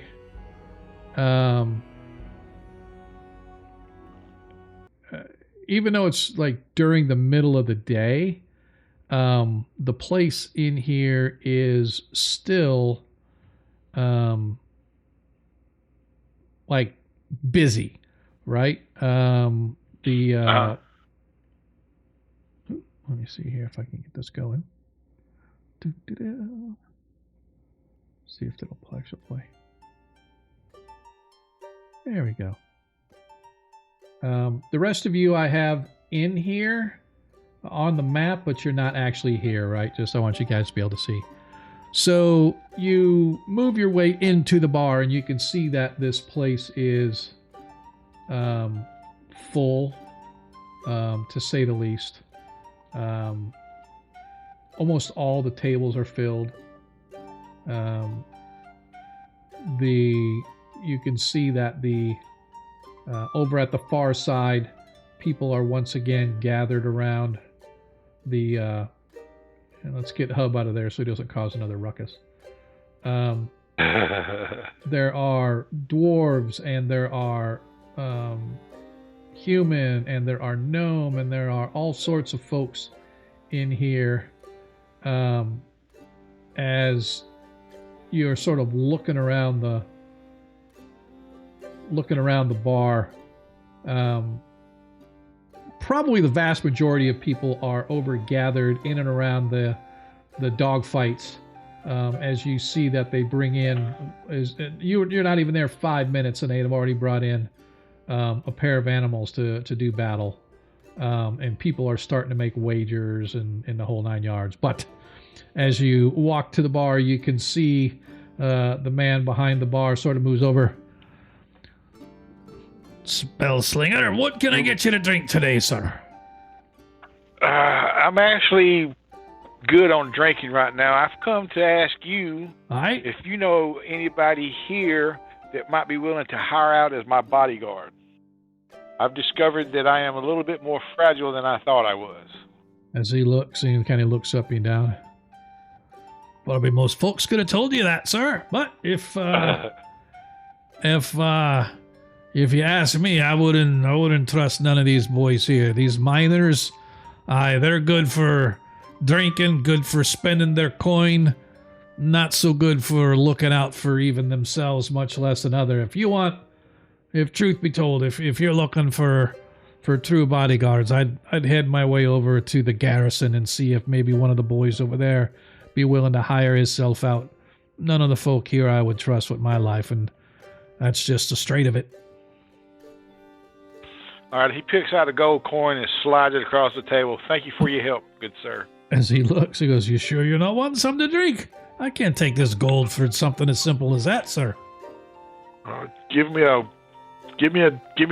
glass of wine. All right, there you go. That's the spirits. And he reaches under and he pours out this, and you watch this gloop, gloop, gloop, hands it to you. It's like a thick kind of a drink. It's I don't want to say it's like a pudding, but it's like very thick as far as you're concerned. It's not like the typical wine that you spin around in a glass. It's more of a thick, almost a milk-like type of a liquid. Here's the hands to you. There you go. That'll set you straight. Hold your drinks it. As you drink it down, it goes down smooth, and the next thing you know, it has this huge burn that starts at the back of your throat, goes down your esophagus, and you belch, and you literally swear you can see smoke come out of your nostrils when you belch. And he's like, "Ha ha ha! Dragon's fireworks every time. Have a good day, sir." And he takes your coin, bites it, tosses it into his coin pouch, and moves down the bar, serving whoever's next. I know we're probably getting close to the end of the game, but is there any way I could go to the garrison before Of course we you quit? can. Of course you can. Yeah, we got 20 minutes, man. What are you talking about? Plenty of time to have action. I was just kind of hoping that I'd get some combat in today. Just kidding. Oh, we had some puppy dogs. Yeah. All right. So, where do we? Oh, the garrison, number 12. So the garrison is over here. You can see off on the hill. It takes you a little bit of a while to get there. Feeling how you are, even though you're feeling better. You move your way. You get to the garrison gates, and the guards there stop you. This is for official business only, wizard. Be on your way. I'm looking to hire some bodyguards. Could you point me in the direction of where I could find some able-bodied men that might want to go on an adventure? Adventure, you say? I don't know about men going on adventure, but I know some of our boys do moonlight. How long of a time period are you looking for? I'd be willing to pay for in advance a couple weeks if the price is right. Oh, I don't know if the captain would appreciate anyone taking a full week off, but I suppose you can always ask. Come in. As they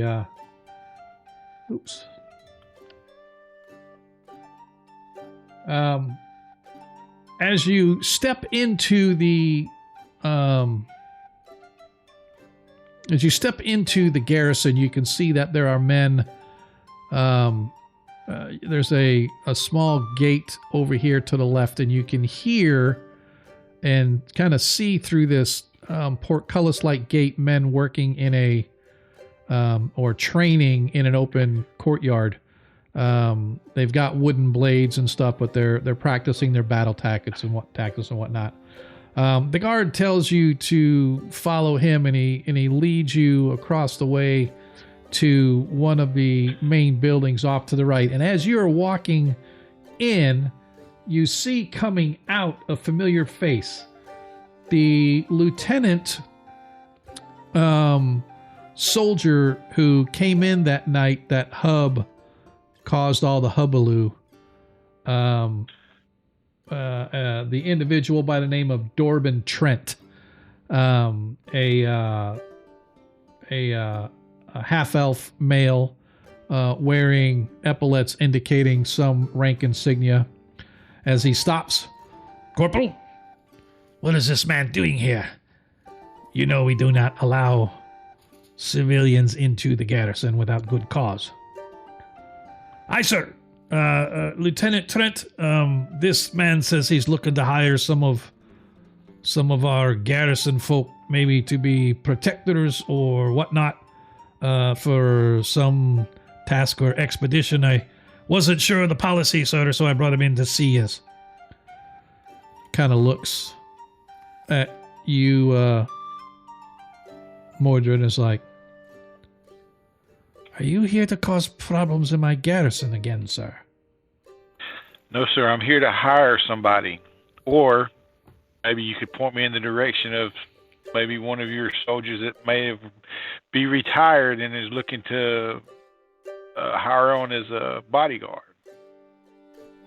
Well, there are several men who have put up their shields for a quieter life. There are many of them live along the water. Some live at the Emporium, it seems, unfortunately. But have you spoken to anyone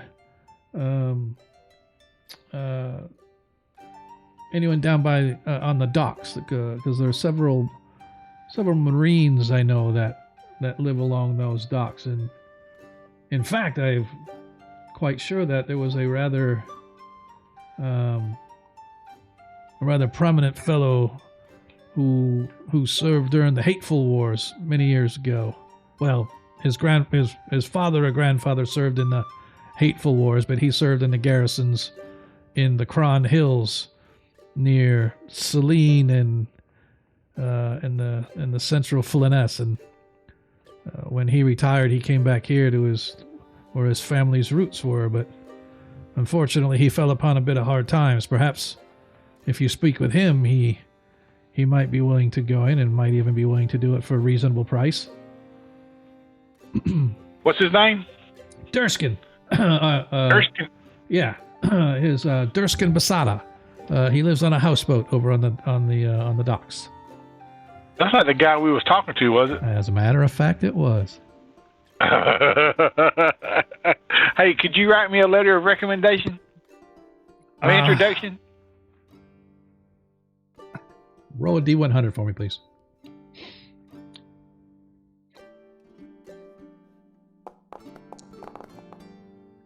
Holy shit! That's a good roll. As he looked, I know it's accepting combat. As he looks and he's like, do you promise that your halfling friend isn't going to visit and make wagers on dogs again? I promise you, we will not visit that place and make wagers on dogs. Very well. Come with me. And about 15 minutes later, you have a handwritten letter of introduction from this half-elf who you learn is Lieutenant Dobrin Trent. And the individual that he's introducing you to is the name of Durskin Basata. Apparently, Durskin was an ex-Marine, an ex-soldier who has seen his share of combat. So right. That being said, he rolls it up, ties it with a bow, hands it to you. Good day to you, sir. Now I have business to attend to. And as you leave, you see him working his way straight over to the over to the men who are working out. You guys want to do anything while I'm monopolizing the time here? You do you. Yeah, this is all kind of being done at the same time, right? So it's like while you were shopping and all that other good stuff, it takes you a good hour at your pace to get your way back to the docks, and you can see that Durskin Basada is exactly where you left him, but now he's got the scarf wrapped around him a couple of times as he's sitting there, and you'd swear there's more bottles laying around his feet than there were last time you were here, but you're not sure. Mildred pulls out the black wand and says the command word, and when the unseen servant comes, he says, "Clean this place up." Okay. Let me, first of all, go to your wand.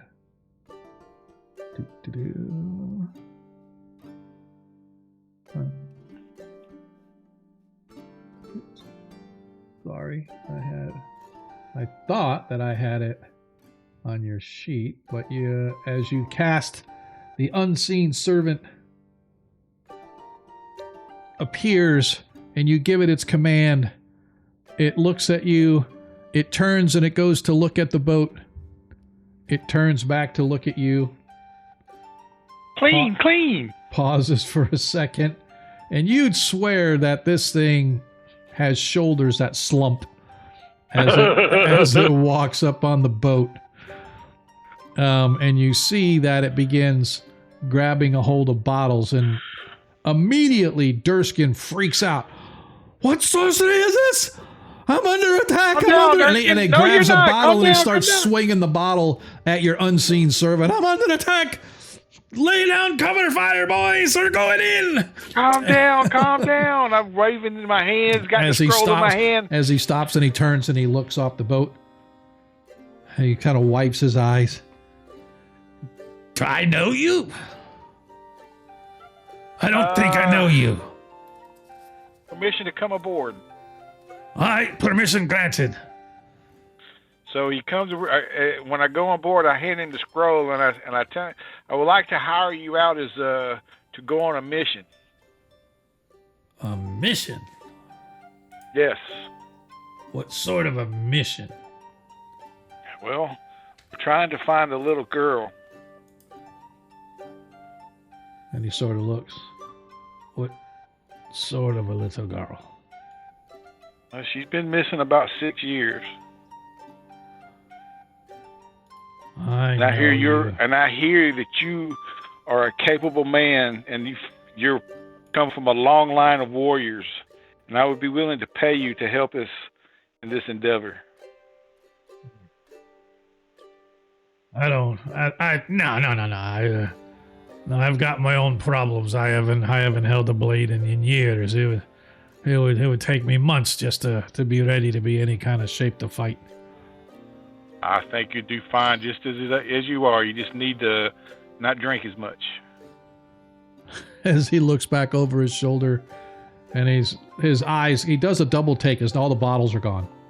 And he's like, as you watch your unseen servant has got this massive armload of bottles that it's sort of trying to work down the dock, and it says clatter, clatter, clatter, clatter, clatter, clatter, ting, ting, ting, ting, ting, ting, as the bottles all drop on the dock, and it walks back up the dock very slowly as far as you're concerned, and it begins moving over the deck, finds itself a broom and just starts swish, swish, slowly swishing the dirt away off to the side of the boat while you two are talking. Could have used that thing 8 years ago. And you are? What's your name, lad? My name is Modred Mistdragoon of the Amethyst Order. Modred Mistdragon of the Amethyst Order. I'm not sure you got the right man, but what do you pay? I'll make an offer. Well, how long do you want me for? Until the job's done. I mean, I could start out by offering you a quarter share of my treasure. Okay. Well, you'll have... I got my old armor, but I got no weapons. I'll need a blade. Well, let's go buy you a blade. Get your armor and let's go buy you a blade. No. I don't I don't buy my own food, you're going to have to buy the food that I need to eat. Unless you have a way to conjure it. Don't have a way to conjure it, but I think I can arrange for your food needs to be met. Okay. I don't need a wineskin for sure. Gotta have wine. Okay, we'll get you a wineskin. Okay. All right, and then I think a quarter of the share would be good, but what happens if you die? Then your friends will take your... No, if I die, you would get my full share. I want 2 gold pieces. Huh? I want 2 gold pieces this up front, just to make sure that I get something out of this. Reaches into his pouch and hands him 2 gold pieces.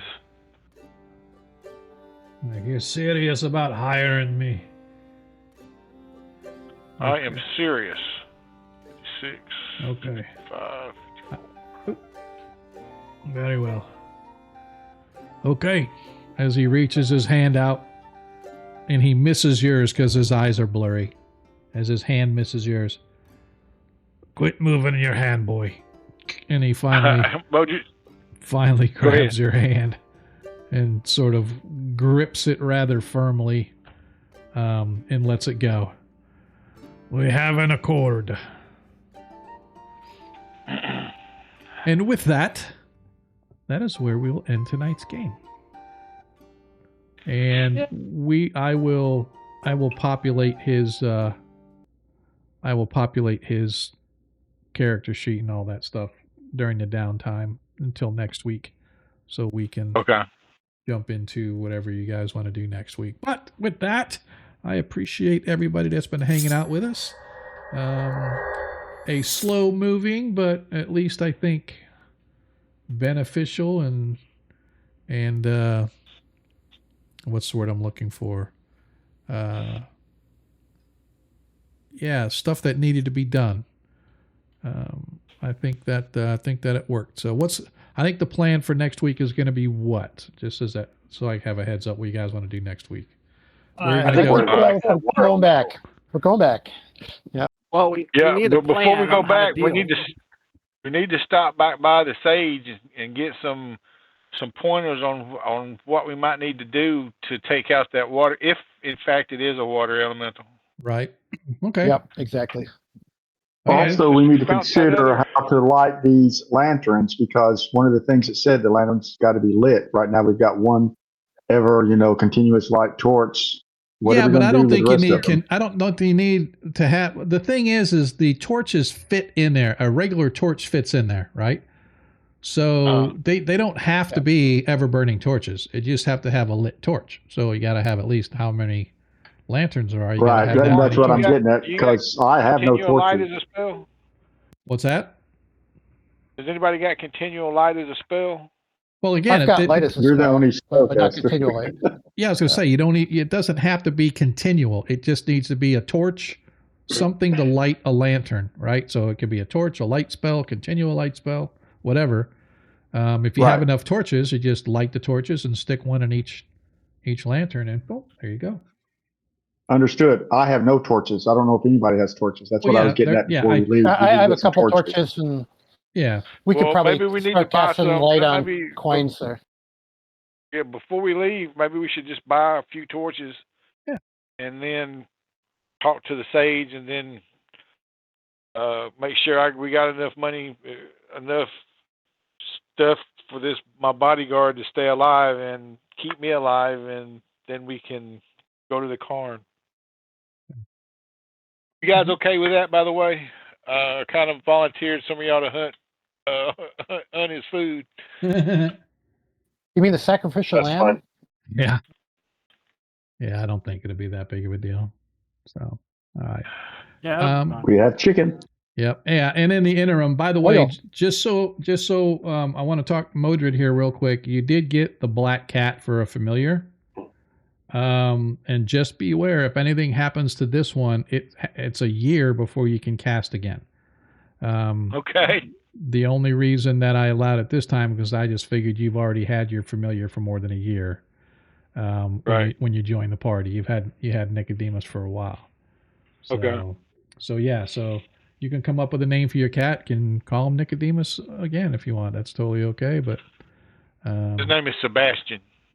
All right, no sending the cats out to reconnoiter. Exactly.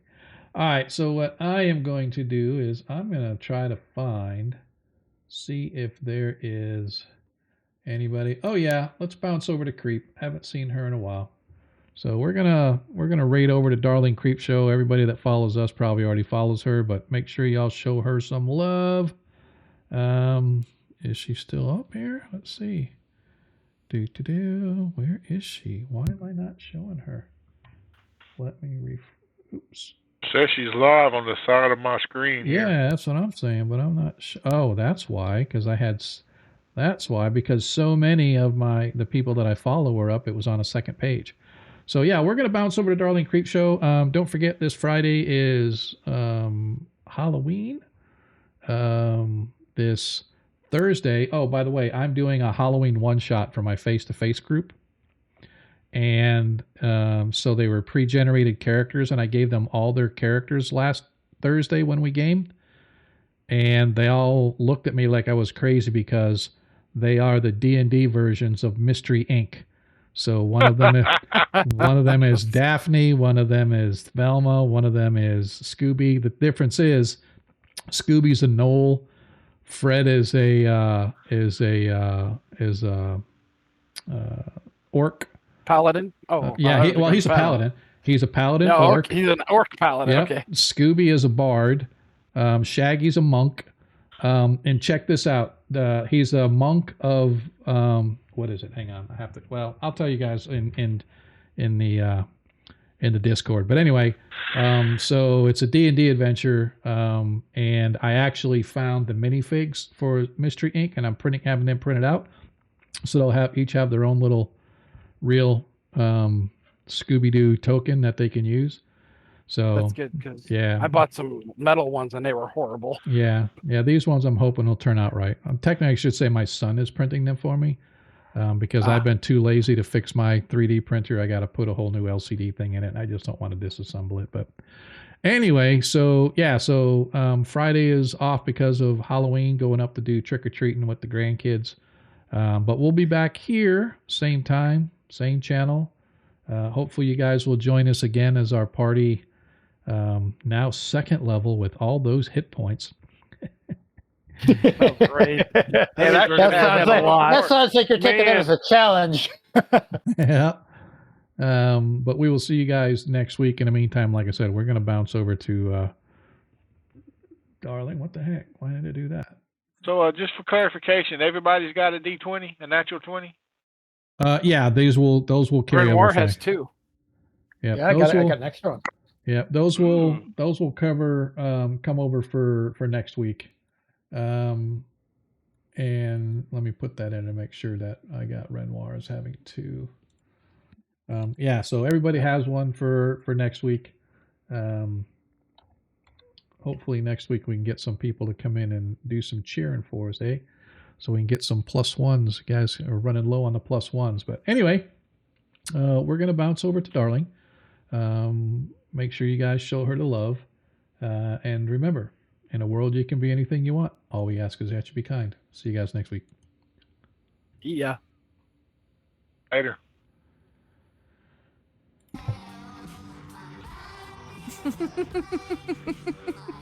I have a degree in Shakespeare, and I also take my clothes off for money's perfectly fitted for this. You are an icon, truly. Agora! Welcome in, hello!